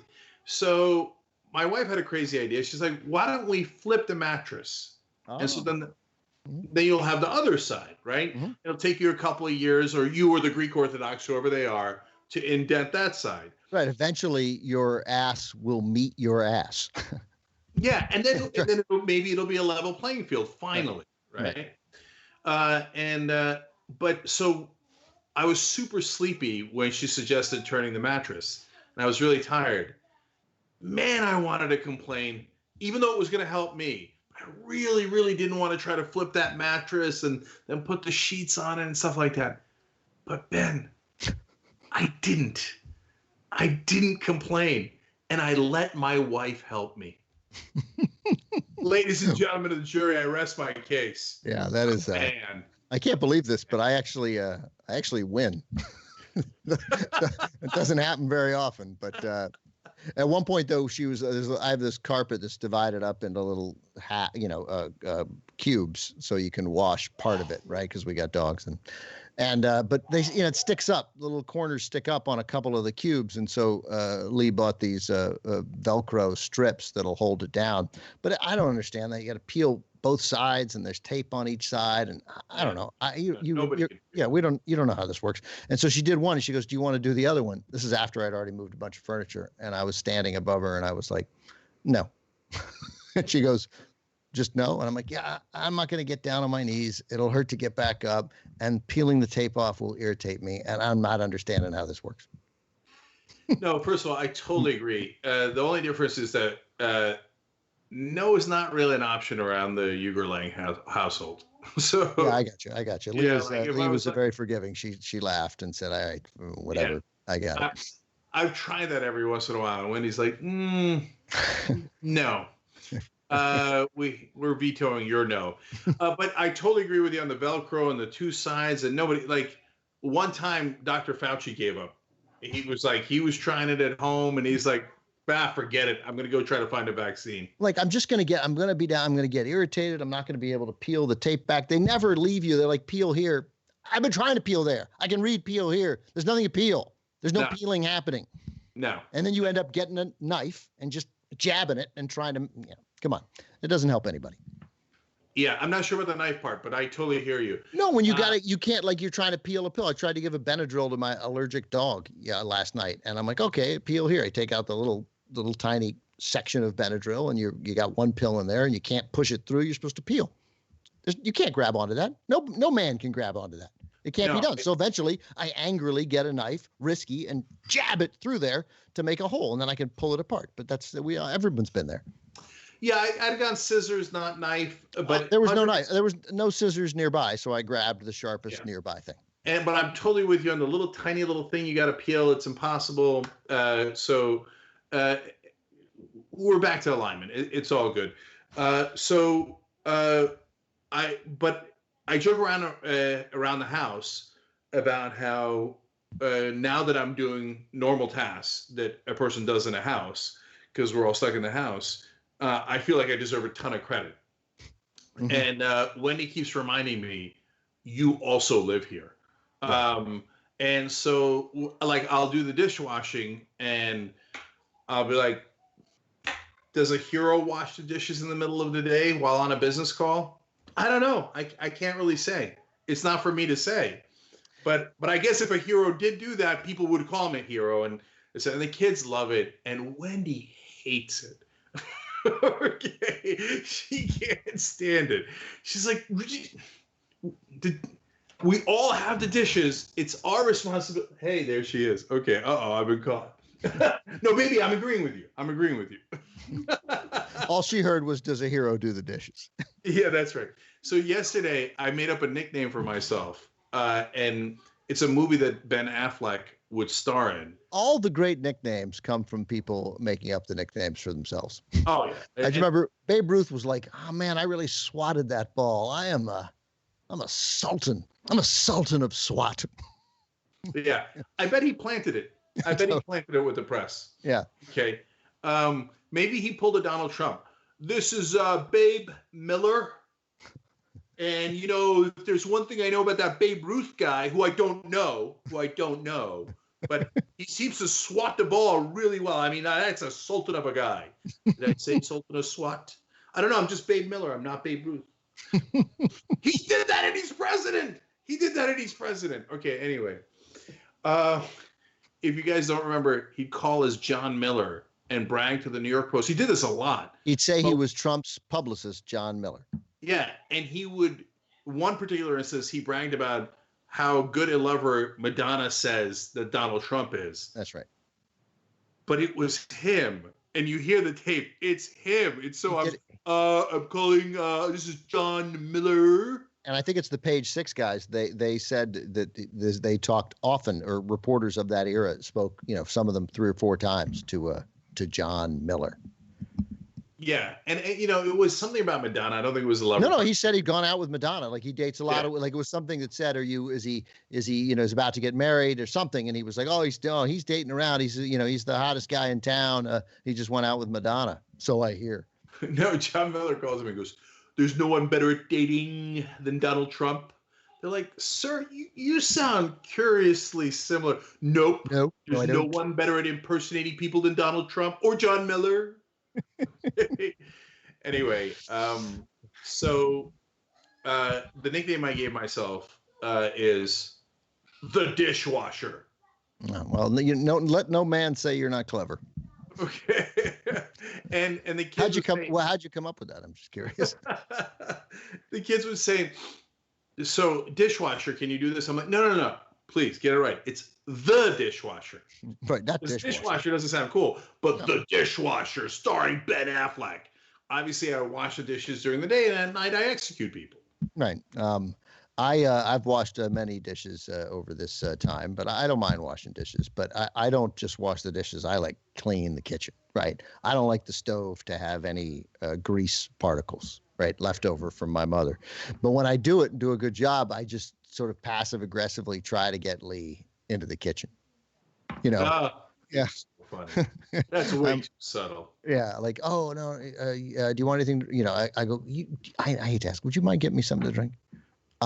You know, and she'll walk in. I'll be like, you should probably in the kitchen now, huh? Yeah. Oh, you should turn the lights on. You know, I don't want you to trip and fall. You know. You're the one. You go through all of this. Okay. All of a sudden, I feel better about my strategy. Over the top.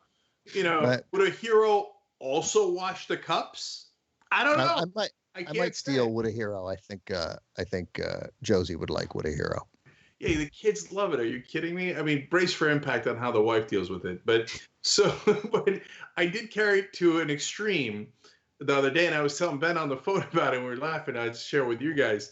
So I got to a point where first of all, I'm making my own sandwiches during the day. It feels good. Or like I spent 15 years, trust me, making sandwiches in Hot Pockets. That I got on lockdown. So I'm back to those days, and I think I'm fancy when I put the pickles in. I'm like, nobody thought about the pickles. Nobody. Pickles in, nobody, right? Nobody. Yeah. Yeah. Okay. Pickles in a sandwich? It's unbelievable. Nobody thought of the pickles until I did. That's why now they say you're in a pickle because of what I came up with. Okay. Anyway, so I used so much mayo that I was running out of the mayo, but like in a good way. I felt like I got that done. And Wendy got a new mayo. Running out of mayo in a good way. All right, go on. So I then started the sentence with, would a hero finish the mayonnaise? Yeah. Right. And I finished it like I was joking. Which I kind of was, and Wendy's like, you're not joking. You were actually proud that you finished the mayonnaise. You were actually proud to admit it. I was like, God damn it, I was. Why are you proud that you finished the mayonnaise? I don't even get the Hungarian logic. Okay, the reason is you're right, without knowing our absurd internal dynamics, because Wendy hates it when there's a little bit of something left. Oh, I see. And I put it back in the fridge. Right. So there was a little bit of mayo left. And the new mayo had already arrived. Oh. So getting rid of that mayo was so important. So when I finished it, would a hero finish the mayo? Well, yeah. It's, we need you in this fight that the country is facing together. How did I not win my congressional race? Let no man say that you haven't done your part, Jack. Yeah. Could you imagine the ads? Right.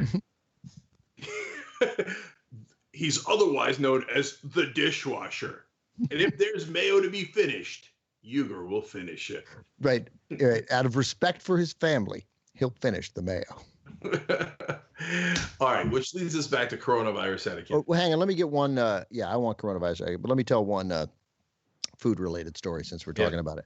So, yes, we've been cooking at home almost all the time, but there was a necessary errand that needed to be run yesterday, and very quick, and it was near a deli in Santa Monica, California. So I thought, well, I will step in the deli. I called, and they're like, no, we're so behind, you got to come in. But I was already there, so I walked in, and this one guy's got a big order. It's a deli. And I go, I want an order of potato pancakes. I got a mask on, everything. An order of potato pancakes. And that's it. I'm like, this is good. I haven't had this. Feels like a treat, given all the cooking we've done. So I get and they say it's going to come pretty quick for that, about 10 minutes. And then I see that they have Dr. Brown's diet cream soda. I love a diet cream soda. It's my favorite Diet Coke. But I mean, it feels like a treat. Mm-hmm. So I think, you know what? I'm going to get 4. Right? This is going to be nice. Because I don't drink a lot of diet soda, but I like a diet cream soda every now and then. And then I'm like, well, if I'm going to get 4, I'll get 6. Right? Yeah, and then as I get the last 2, I'm like, oh, they have Dr. Brown's Diet Black Cherry. My memory of that is that it's also very good, but it's been many years. And but I used to love Diet Brown's non-diet Black Cherry. So I get 2 of those. And then I go, well, I'll get 4 of those. So all of a sudden I've got 10 sodas that I bring to the counter. And then she says, you might as well get 12. It's cheaper. So I go back and I have 12. I get 7 Diet Cream sodas and 5 black cherries because only an idiot would get 6 and 6. Obviously. And I pay for it. I get one other little like gum thing. I get 2 little gum things they're selling there. And then you have to leave a big tip because these guys are working, right? And so my just ducking in for an order of 3 potato pancakes with tip, $56. Oh my God. Yeah. Wow. Jesus. I mean, it's been now like 27 hours since this happened, and I'm still incredibly bothered by it. Yeah. Have you had a single soda yet? No, of course not. I'm protecting them. You're hoarding. I'm hoarding. They're for treats. They're treats. Connecting both topics. I have the other night I got toilet paper that I found in my old congressional office. I scavenge hunt with the kids, and we found like 9 rolls of toilet paper. We're like, yes! Mm-hmm. We went for the chairs, but stayed for the toilet paper. So we brought that back, and then I left it in the car because I want to give it to my parents. And then this morning, as I was closing the car again, I was like, should I leave the toilet paper in there, or are people going to break in because of that? Like that's you had that moment. That's where we are. But what did you do? Did you bring it in? You left it in the car? No, of course I left it. Yeah, obviously. Yeah. It's almost a better story if they break into your car to steal toilet paper. Yeah, I mean that story. First of all, but I'm done with the toilet paper stories. I mean, it's obviously a sign of our madness, but also our sign of a desire to make sure we're clean, right? I mean, so it's not all bad. But the New York Times daily podcast, which is generally quite good, the Daily, began today, and I stopped listening to it because it was this national reporter who lives in Pittsburgh, and he was like, or one of their reporters was out interviewing people in line in somewhere to get toilet paper at 5:30 in the morning, and they're telling the stories, and everybody laughs the same way, like it's a joke because they need toilet paper. She's like, I'm 63 years old. I didn't think I'd be rationing 2 squares of toilet paper a day. You really need it, don't you? Yeah, I'll say. Like, I got it. We all get it. I hate it. I can't stand it anymore. I want there to stop being toilet paper hoarding because I do not want to hear one more story about a person who's really eager to get themselves some toilet paper. Yeah, it doesn't make for good visuals. No, it's all bad. Right. So now so back to the jogging stories on coronavirus as we were doing last week. Now there's one guy that is always at the same place. And I think he makes a habit of like going outside of his apartment with and flaunting that, oh yeah, I'm in the middle of the sidewalk. Look, I'm following some etiquette, but not all etiquette. And let's be honest, I'm a little tougher than you guys. I don't have the mask, I don't have the gloves, and I'm out here every day. And I'm not on the side. I'm in the middle of the sidewalk, and I'm making a big display out of talking to somebody on the phone. Or the other day, his friends were there. He's like, "Oh, yo, Tony, whatever," right? Because he's Paulie Walnuts in my story. But like there's always that guy. That's my observation. I don't know if you run into any of the Paulie Walnuts of coronavirus yourself. Not in my neighborhood, no. No, yes, I have. So today I'm out in the morning. I'm walking the dogs, and all I've done is talk. We talked about etiquette last week, and so there's no sports for me to watch. So every interaction with another person is like a game to me. Like, who's going to blink? Do they understand that I'm going to move, or are they going to move? And most people get the rules, but it's a shocking number who don't. I mean, it's like, it's like the number who still thought that Saddam Hussein had something to do with September 11th, right? Like some people you can't reach, right? Yeah. But today I'm walking the dogs, and there's a guy. Go ahead. Like people who think Easter stops on Sunday. Right. Can't reach it. What is there a Monday that follows the Sunday? Yes. Ergo, there's Easter Monday. So I'm walking toward this guy. I got 2 dogs, right? And I'm my age, and he looks about my age. He's taller. And he is walking without a mask. And I'm not wearing it now. I took it off. So I have a bandana that when I'm walking and there's no one near me, I have it just around my neck. And then if I get even within 20 feet of someone, I put it on, right? Mm-hmm. I pull it up. He's got nothing. He has no mask, no bandana. And he's walking down the sidewalk, and he sees me with the 2 dogs, and he just keeps coming. He moves 6 inches to the left. There's a fence to the left, and the right is to the street for him. Fence is to the right for me, street to the left. And I'm like, he's not moving into the street again. But these are the least busy streets in America, right? And I'm like, he's got no mask. He doesn't care. He thinks I'm cool. I got it whipped. You guys are all overreacting. So I got to haul these dogs across he's not even jogging, for crying out loud. He's just walking. He's 6'3". He looks good. And I got to take a left and go into the street. And I was enraged. I'm like, you got no EQ. Do you not get the rules at all? You're just a guy walking. Walk into the street for 4 seconds and then come back onto the path, the sidewalk. Yeah. You know what you should have done? Like I said last week, you should have yelled back at him. And after you passed him, you should have been like, and you're good looking. And you still didn't move.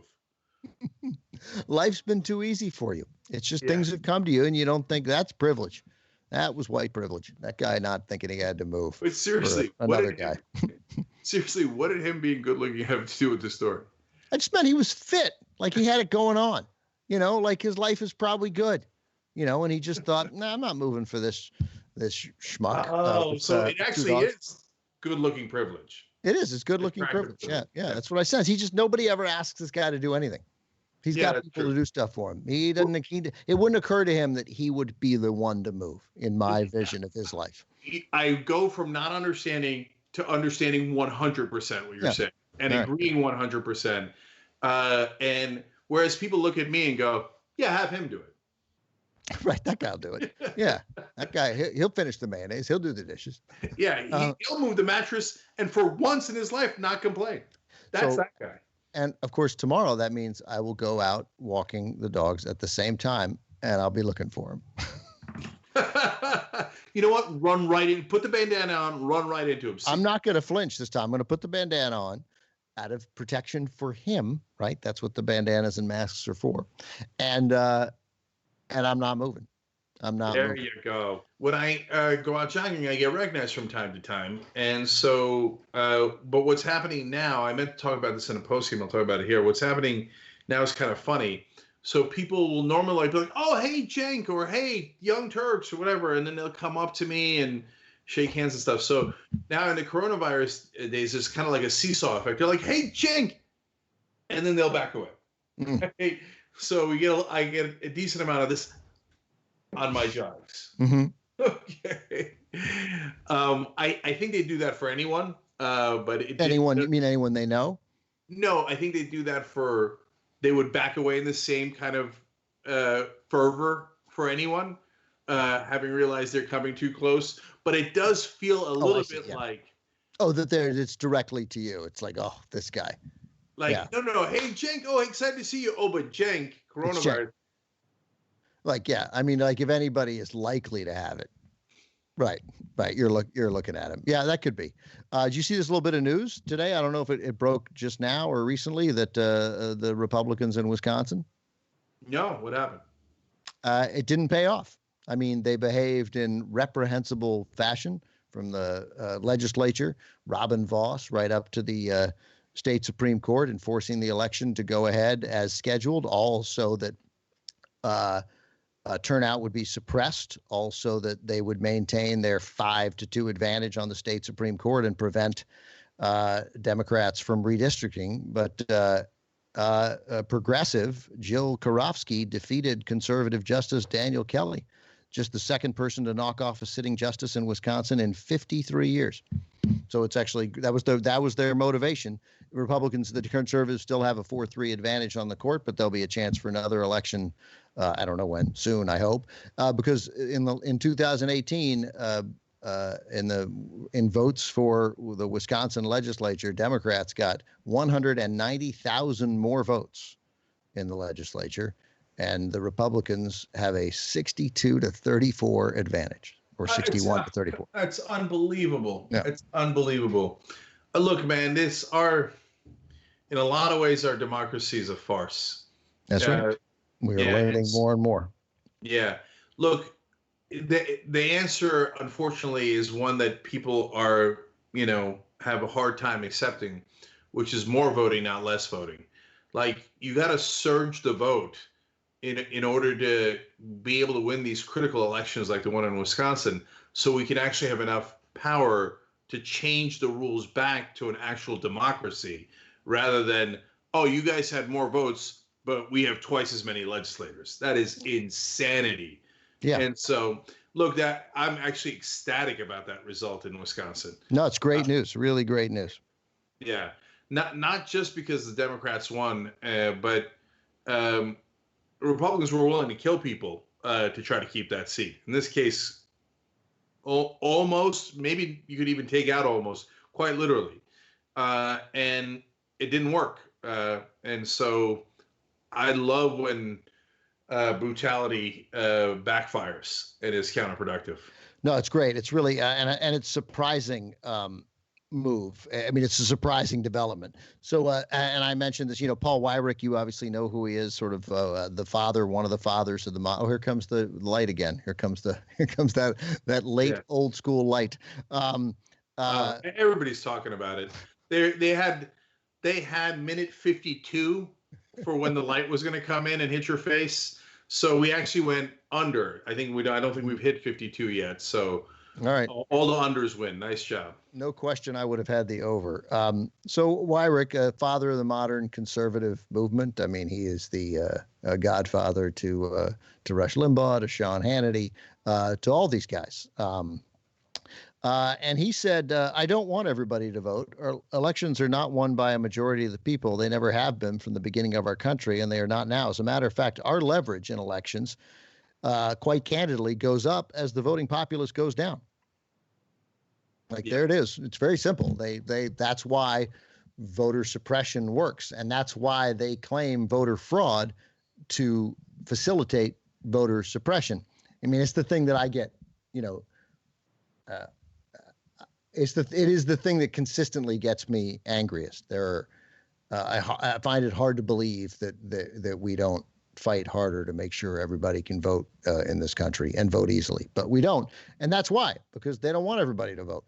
My dad always told me that if everybody voted, the left would win every election. Maybe not left enough for some people, but that significantly left of center would win every election. And I thought, all right, sure, whatever you say, Dad, but he was totally right.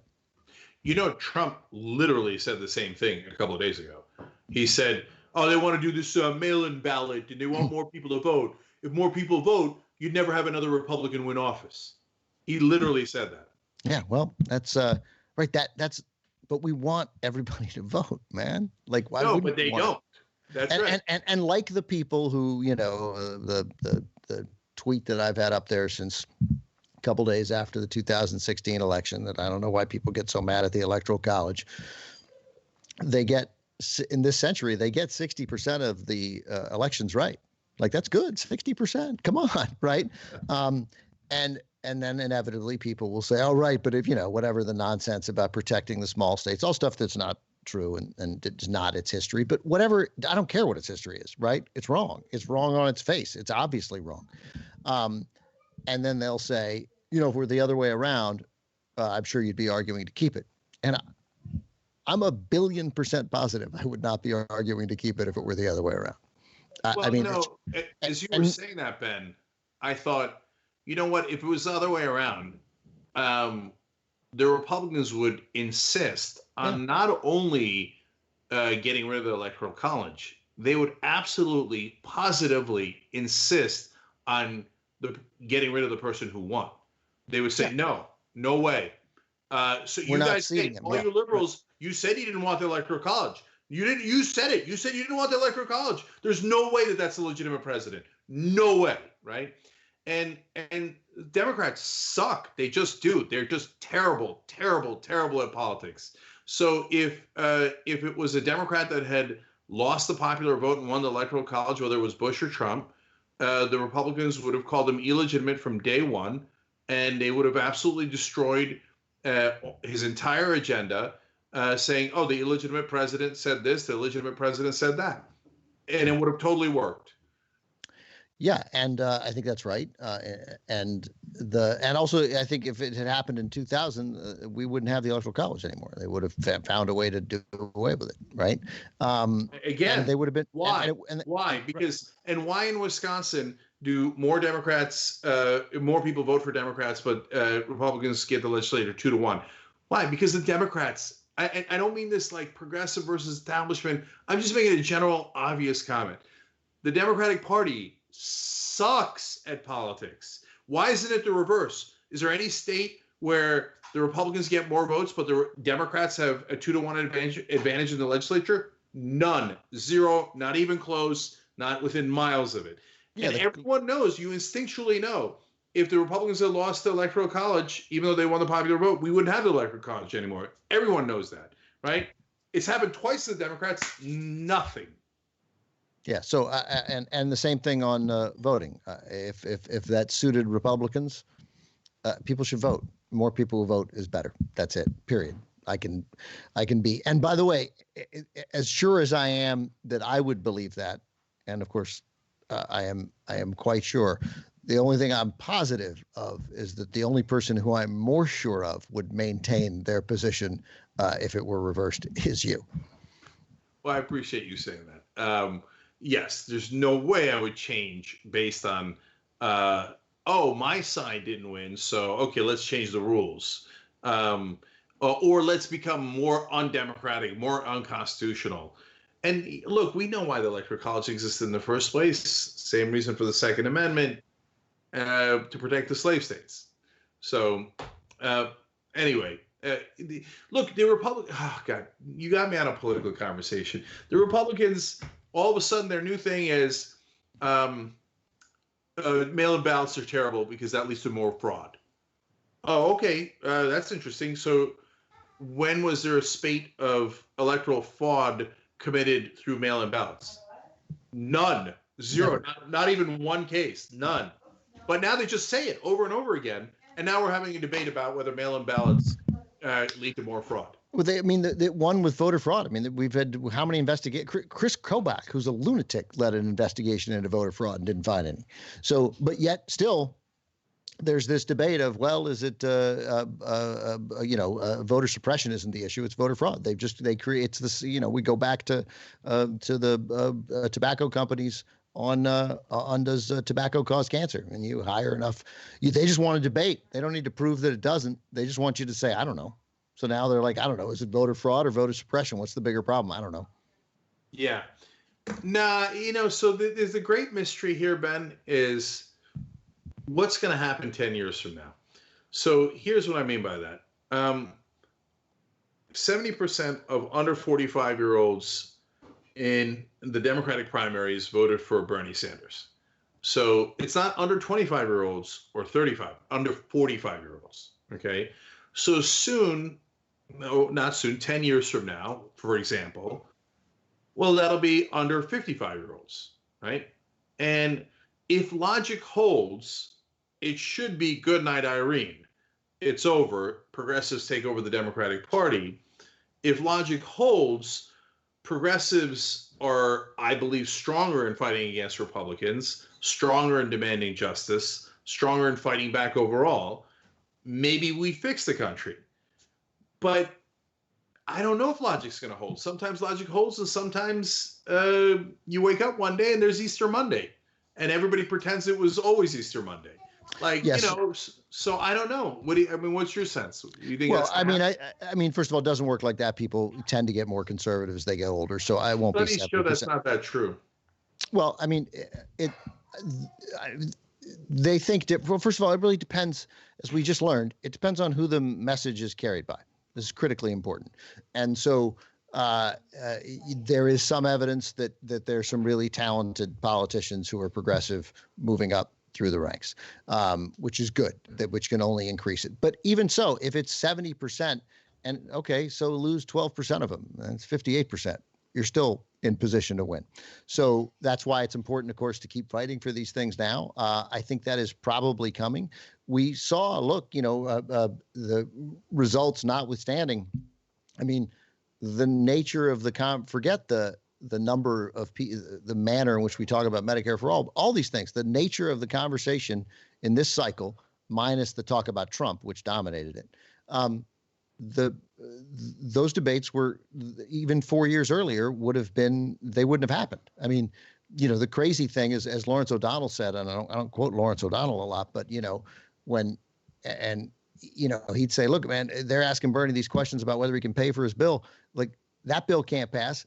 Pete Buttigieg's bill can't pass. Joe Biden's bill can't pass. Like, so the fact that all these Democrats were proposing significant overhauls to health security is just a sign of the leftward movement of the Democratic Party. The key is not to think that just because someone's seen as a centrist just won. I think what you're saying is largely true, that movement is sort of unstoppable unless the movement screws it up. That the conversations in 2020 would never have happened in 2012. Ever, ever, ever. Yep. Yeah, that's definitely true.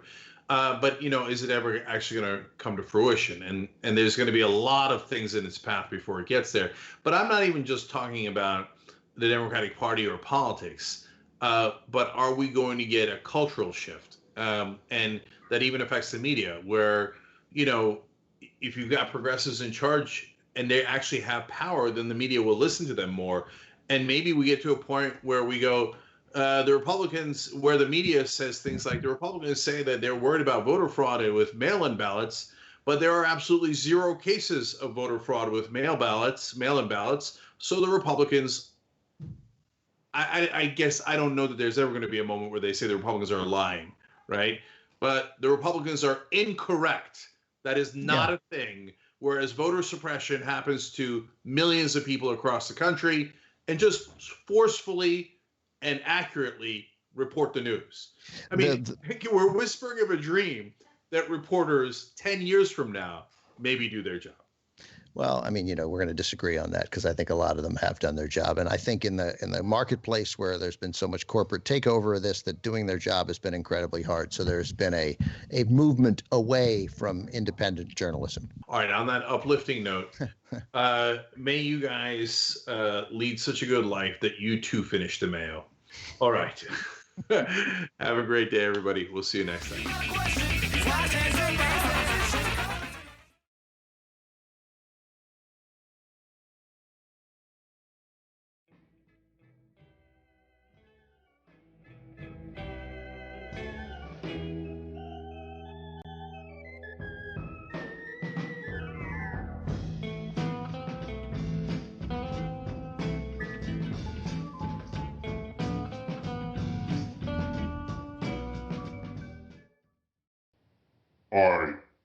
Right things, wrong things to do, and sometimes it's 180 degrees different than what would have been.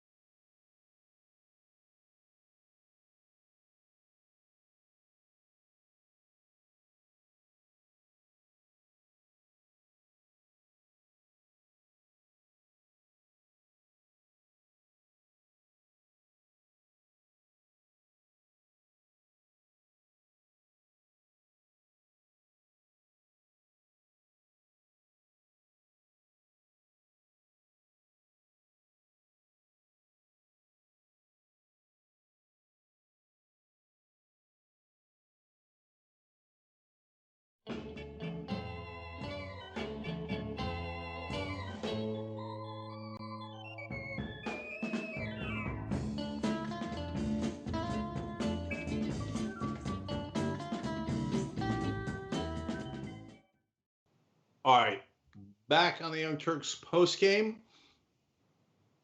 Jank and Anna with you guys. So we've got Old School on Tuesdays, so you're watching this live a little bit later than we said on the main show, but I'm pretty sure you don't care. In fact, I hope you just enjoyed that nice edition of Old School. I want to show you my shirt because I love it, and every person who's seen it loves it, including my son. When he read it, he giggled.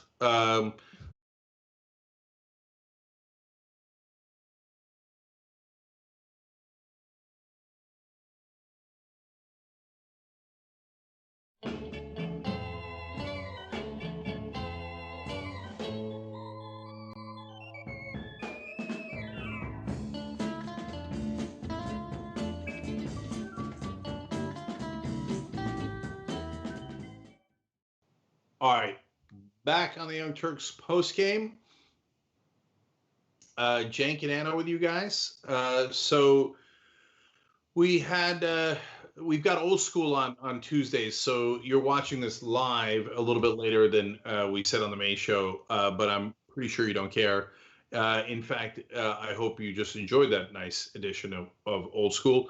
I want to show you my shirt because I love it, and every person who's seen it loves it, including my son. When he read it, he giggled. So it's new. It says shoptyt.com, but I got to do this awkward thing where I half stand up. Okay. It says, if you're reading this, you're not practicing. If you can read this, you're not practicing social distancing. Okay. I apparently don't know how to point it at the camera. Okay. There you go. So shoptyt.com, fun for everybody. I love this distinction that we make with the post game, that it's like, it's more casual. I don't know why the show isn't allowed to be casual.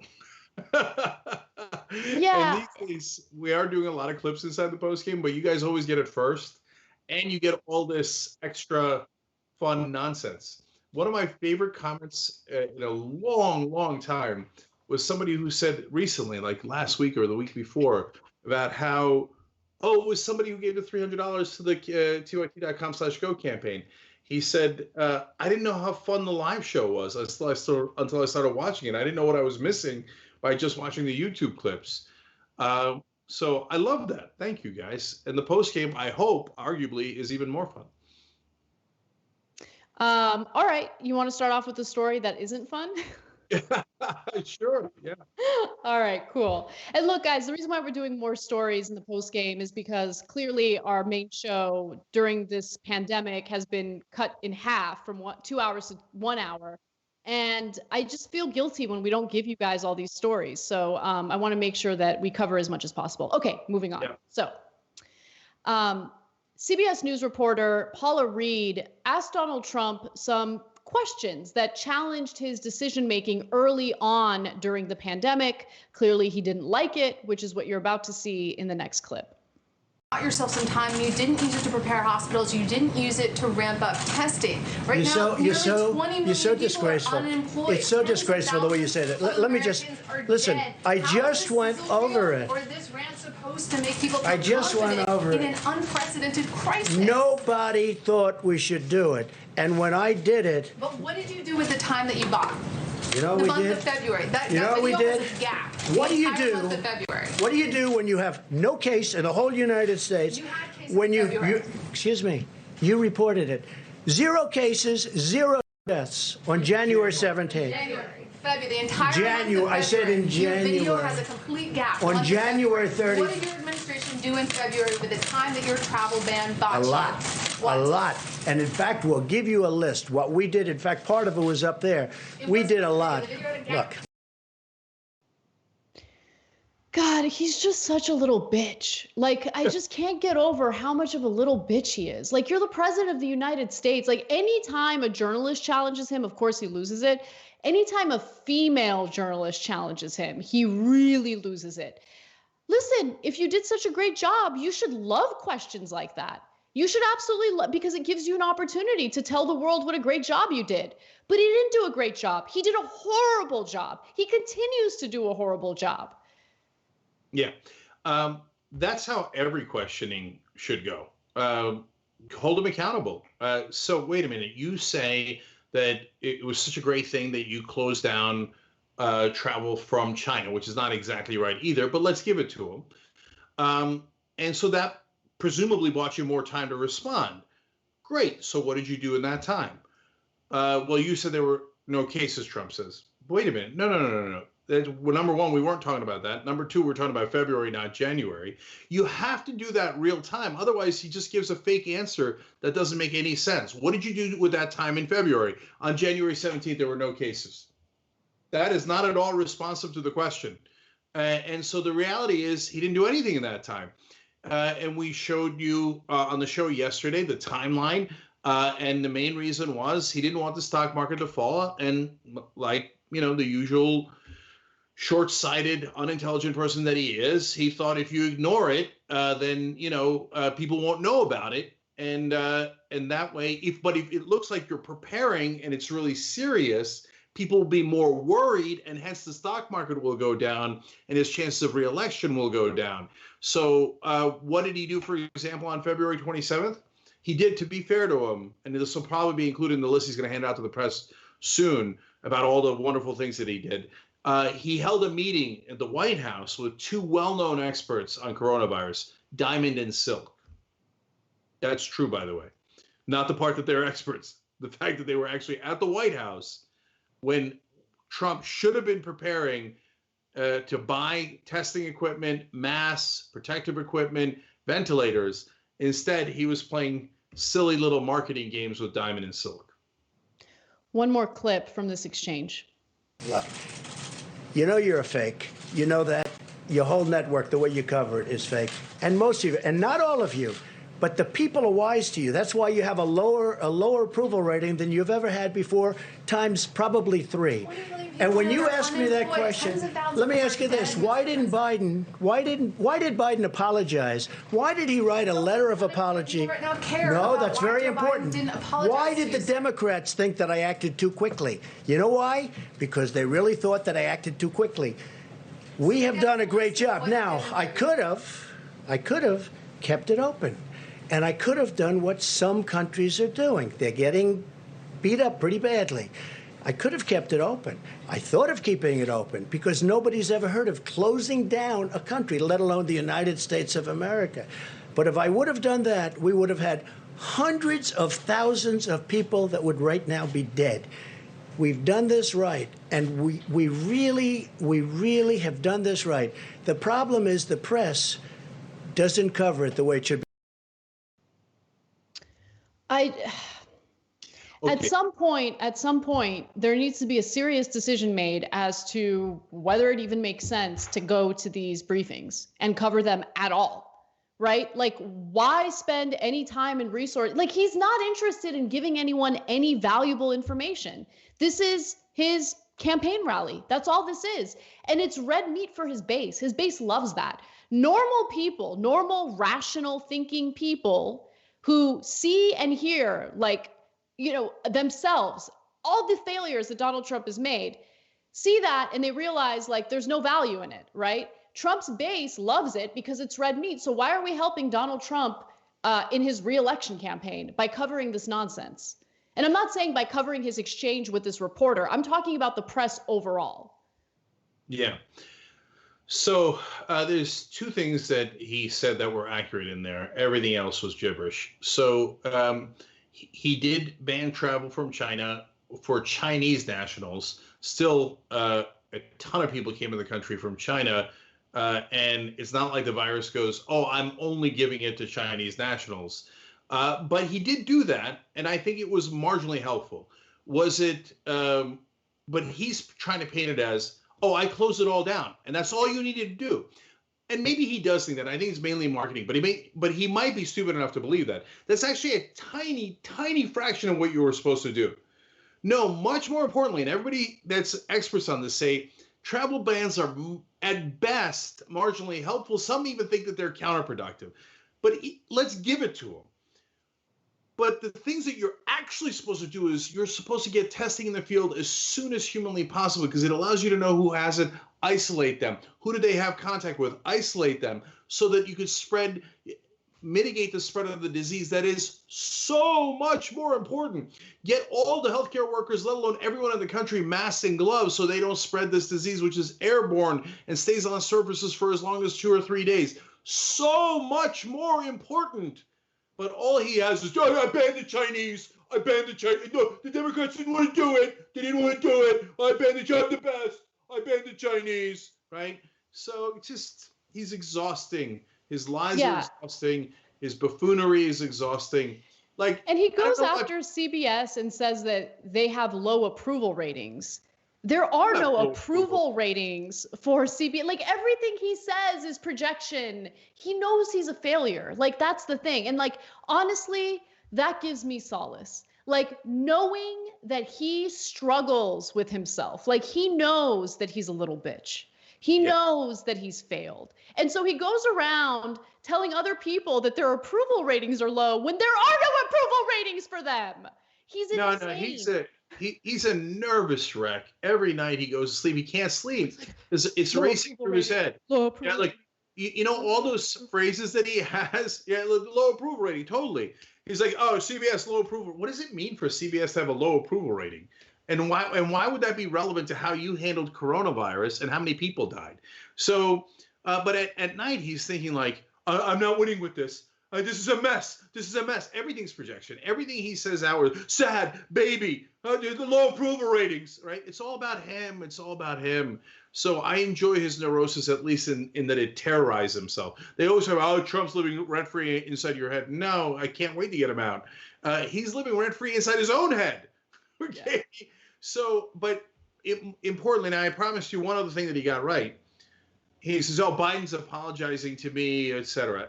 No, I didn't see Biden apologizing or Pelosi or anybody about how he's handled the coronavirus overall. No. But Biden did once apologize on TV about saying that he had blood on his hands. His commercial had said that Trump had blood on his hands, which is actually accurate. Why is it accurate? He says, oh, we're handling it the best. Otherwise, it would have been terrible. Well, the other countries are not handling it. No. We lead the world in number of cases. We lead the world in number of deaths. No one has handled it worse than us. No one. Okay? And so that's what Biden's ad put out there. It was correct. And then Biden came out there. It's like, oh, I'm sorry. I didn't mean to criticize Trump. And they're like, hey, Joe, you're running against him. You have to, it's like super important to the country and the rest of the world that you win. Oh, I'm sorry. Oh, for God's sake, man. Democratic Party. Jesus Christ. No, they really nailed it. They really did. Anyway, let's move on. Let's move on to a story that I actually really like because I can relate to it. So Chris Cuomo had a bit of I don't even know how to describe it, like just a super honest and candid moment on his SiriusXM show. So during his SiriusXM show, Chris Cuomo opened up about how he feels about his role in the media and his job at CNN. And he said, quote, I don't like what I professionally do. I don't think it's worth my time. He also said, I don't want to be trafficking in things that I think are ridiculous. Such things include talking to Democrats about things that I don't really believe they mean and talking to Republicans about them parroting things they feel they have to say. He also wants to stop analyzing the president, who we all know is full of crap by design.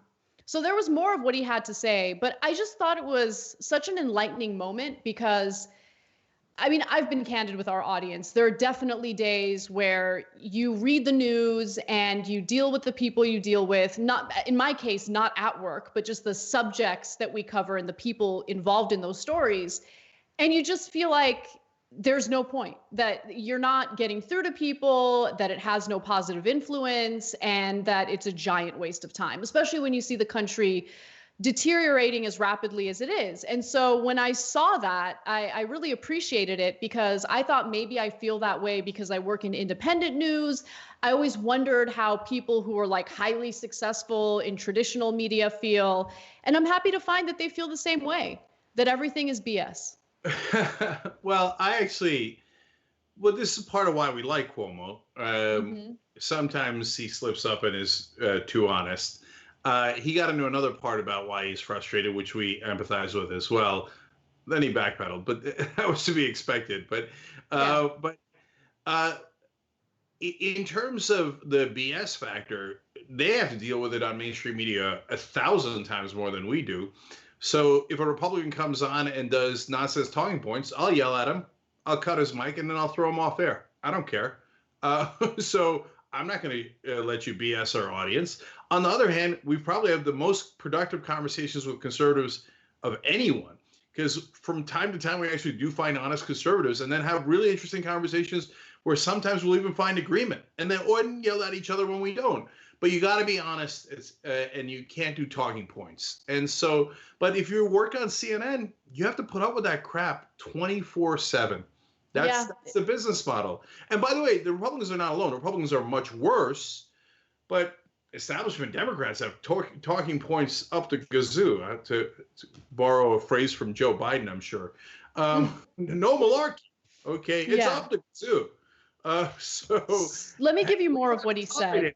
We don't have to and we don't have to put up with it, but that's what Chris has to do every day, and it's kind of refreshing to find out that he's frustrated by it too. Yeah. So you're right. He did later backpedal some of what he said. I'll give you those updates in just a second. But more of his statements on his SiriusXM radio show. He said, I don't want to spend my time doing things I don't think are valuable enough to me personally. I don't value indulging irrationality and hyperpartisanship. And then he says, I don't think it's worth it to me because I don't think I mean enough. I don't think I matter enough. I don't think I can easily change anything. So then what am I really doing? So I definitely have those days, right? Where one person isn't going to change things. I mean, that's just demonstrably true. But it's not just about, oh, I can't change anything. It's about feeling like you have to fight people who should be in the battle with you. You know what I mean? So it's like you have all these obstacles, and the very people who should be helping you out are the people who fight against you when it comes to changing certain things, like Medicare for All, for instance, doing something substantive to improve our healthcare system. We have to fight Democrats more aggressively than any other group of people in trying to accomplish that. And that is the most exhausting thing. And I think, look, I don't know if Cuomo can relate to this because he's in a different situation in this regard. But in our case, we have to fight everybody. Everybody hates us because there's irrationality on all sides. You have the Democrats. I just mentioned some of their irrationality. And then you have Republicans who support everything that Donald Trump does. His approval rating among Republicans is insanely high. I don't know. It's just everything is very hyper partisan. You're not allowed to make nuanced arguments.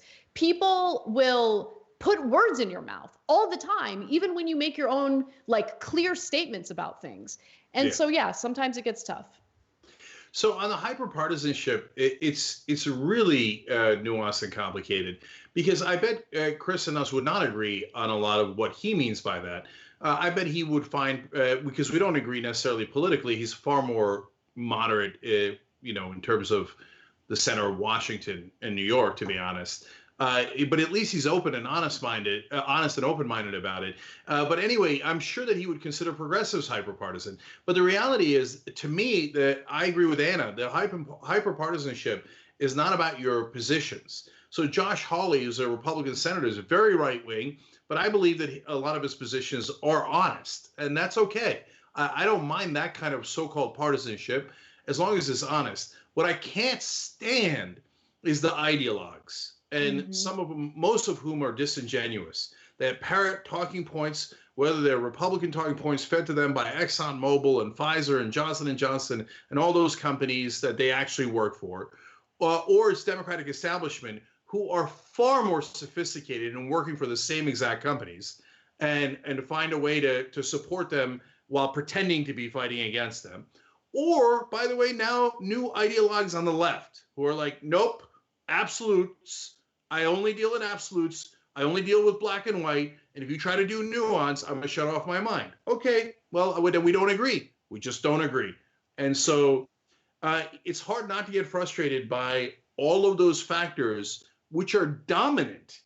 We are the minority, trying to have real, honest conversations. And of course, the absolutists and the ideologues will pick apart every sentence. So right now, go on social media anywhere, and you will easily find, whether it's comments on YouTube, Facebook, or my Twitter mentions, any of those platforms, any platform at all, and you will easily find thousands of people who say, I am too far left, and thousands of people who will say I'm too far right, thousands who will say I'm the radical who's trying to destroy the Democratic Party, and thousands who say I'm a shill for the Democratic Party. Okay? It is pretty amazing. Yeah, it is pretty amazing because you're not allowed to have a position based on what the topic is, right? You have to be an absolutist based on what your ideology is supposed to be. And you're right. Even when you're supposedly ideologically consistent, people end up putting words in your mouth. And people speculate about intentions. That's one other thing that I see all the time. And so, yeah, it becomes frustrating because you get caught in these ridiculous fights when we should be focusing on solutions that matter. And we should be open to conversations with people we do disagree with without being labeled, all sorts of nonsense names. But I do want to move on to one other thing that he brought up during this rant, because this is where I think he's being bogged down by something, and it's all in his head because he thinks he needs to act a certain way when he gets approached by certain people. So apparently some biker guy approached him when he was outdoors and said some mean things about him. I don't know. And so he said that he wanted to be able to tell you to go to hell, to shut your mouth. I don't get to do, or I don't get that doing what I do for a living, me being able to tell you to shut your mouth, or I will do you the way you guys do each other. So he's frustrated that he's not able to speak his mind when he gets confronted by these people. But why not? I mean, obviously, don't punch him in the mouth, but why can't you tell someone who's pestering you to shut up? Who cares? Are you going to get fired from your job for doing that? Yes. That's crazy. Will. That's crazy. Anna, you've only worked at the Young Turks, so you could tell anybody off that you want, right? I know. Right. So that's the experience you've had. But when I was at MSNBC, it was for a short period of time, but it was about a year, and it was a hell of an education. So number one, they definitely control what you say. So Chris Cuomo, I'm positive, got in a world of trouble for threatening to throw the guy down the stairs when he called him Fredo. And so that's obviously one of the things he's frustrated by. I remember MSNBC told me, don't support certain politicians, don't speak out too much against Obama. And by the way, you're not allowed to criticize any of the other hosts. Joe Scarborough, for example, cried to mommy about me. And please get him to stop criticizing me. And when you're there, you have to, abide by those things because they're paying you money on their dime. It's their network, okay? And so those are the rules of the game, and that's what Cuomo's frustrated by. Yeah, if he told that guy off, it would have gotten into the press, and an executive of CNN would have definitely yelled at him, and a couple of times, if it happens a couple of times, they'd fire him. And so Chris is super lucky in that he says he's got enough money. He said it in that rant that, he's thinking maybe I go do something else with my life because I don't need this kind of aggravation where I'm constantly bottled up and the whole thing's pointless. Look, that I think is the most important point, and that's part of why I did not take the offer at MSNBC. So they offered to double my salary but move me to the weekends. And I didn't take that offer because they put all these restrictions in. But the second reason I didn't take the offer was I went to MSNBC and you guys, the Young Turks audience, put me on there. We did a campaign. And if it wasn't for you guys, I never would have been a host on MSNBC. It's an old story, but it's 1,000% true. It's an amazing story. But the reason you guys put me there and the reason I wanted to be there, because I thought I could make a difference, that we could influence people because all the politicians and all the influencers watch cable news. But it turned out, no. There was no, it's not like there's an honest debate between Sean Hannity and Rachel Maddow, and whoever wins the debate, the politicians are going to listen to. No, the politicians listen to who write their checks, right? Whoever signs their checks. The donors control everything. So really, cable news is just a circus. And so it's hard, if you're a thoughtful person, not to get frustrated by your role in that circus. And that's part of the reason why I didn't take their offer. So, and most people would have just played ball. So that's you don't get enough credit for that, because the prestige that comes along with being associated with a cable news network and the money that comes along with it, most people would not be able to turn that down to remain true to what they believe. So just giving you a little shout out there. But Chris did walk back some of his statements. And he said the following, this is reported by The Hollywood Reporter. He said, "It is frustrating to do this job in an environment where people are not interested and open. It is hard to practice journalism when people are so intent on believing what they want to believe for political advantage. It makes you question, is it worth the effort? Can I make a difference? Can I personally make a difference? Is the way I'm doing this working?" And then he says, "I love where I am. I love what I do. That doesn't mean it isn't frustrating. I do think I do think it's ever mattered more than it has. I don't think. Oh, sorry. I don't think it's ever mattered more than it has during this administration. So like, I have the same exact like roller coaster feelings about what we do. So I can relate to that. I think it's totally normal. You can both love what you do and then on any given day, absolutely despise what you do, right? But it's a temporary feeling. Yeah, and he complimented Jeff Zucker and said it was a great job and they give him freedom, etc. Partly Kamani's got to do it, and the PR department told him, hey, what are you doing? You're embarrassing all of us. That's not fair to your colleagues, etc. And partly I'm sure he means it. It is a great job. It's just it pays a ton of money, it gives you unbelievable prestige, and you get a little bit of influence. So now the influence, it turns out, doesn't matter in government, doesn't matter with politicians or the bills you're passing. But the thing where it matters is affecting voters. And so that's why during the heat of a primary, I want to get on cable news as much as possible for progressives, because older voters do watch cable news, and in primaries it matters, right? And then lastly for us, so I never made it back to any of those kind of salaries that I used to get on TV. But I sleep great at night, knowing that we actually have influenced, and it's not an exaggeration, and millions, tens of millions of people and gotten the word out about what progressive policies actually are. And the young are overwhelmingly progressive. It's largely because of the much larger phenomenon of the internet and the cultural shift that it's created. But we played a small role in that, and we were the largest online news network in that cultural shift. So if we made that difference, then I feel fantastic about it. And so on any day that any of us get discouraged, we should remember that together we moved a generation. All right. Unfortunately, we're out of time, so we got to go. And that's it. I never know how to end the post game. It's always so awkward. No, not at all. So we always want to bring you guys more stories, and that's why we're like, look at each other like, can we squeeze in another 17-minute story? No, Brett's like, No, but we got other shows coming up as well. All right, much love. Thank you for being with us throughout, and we'll see you tomorrow.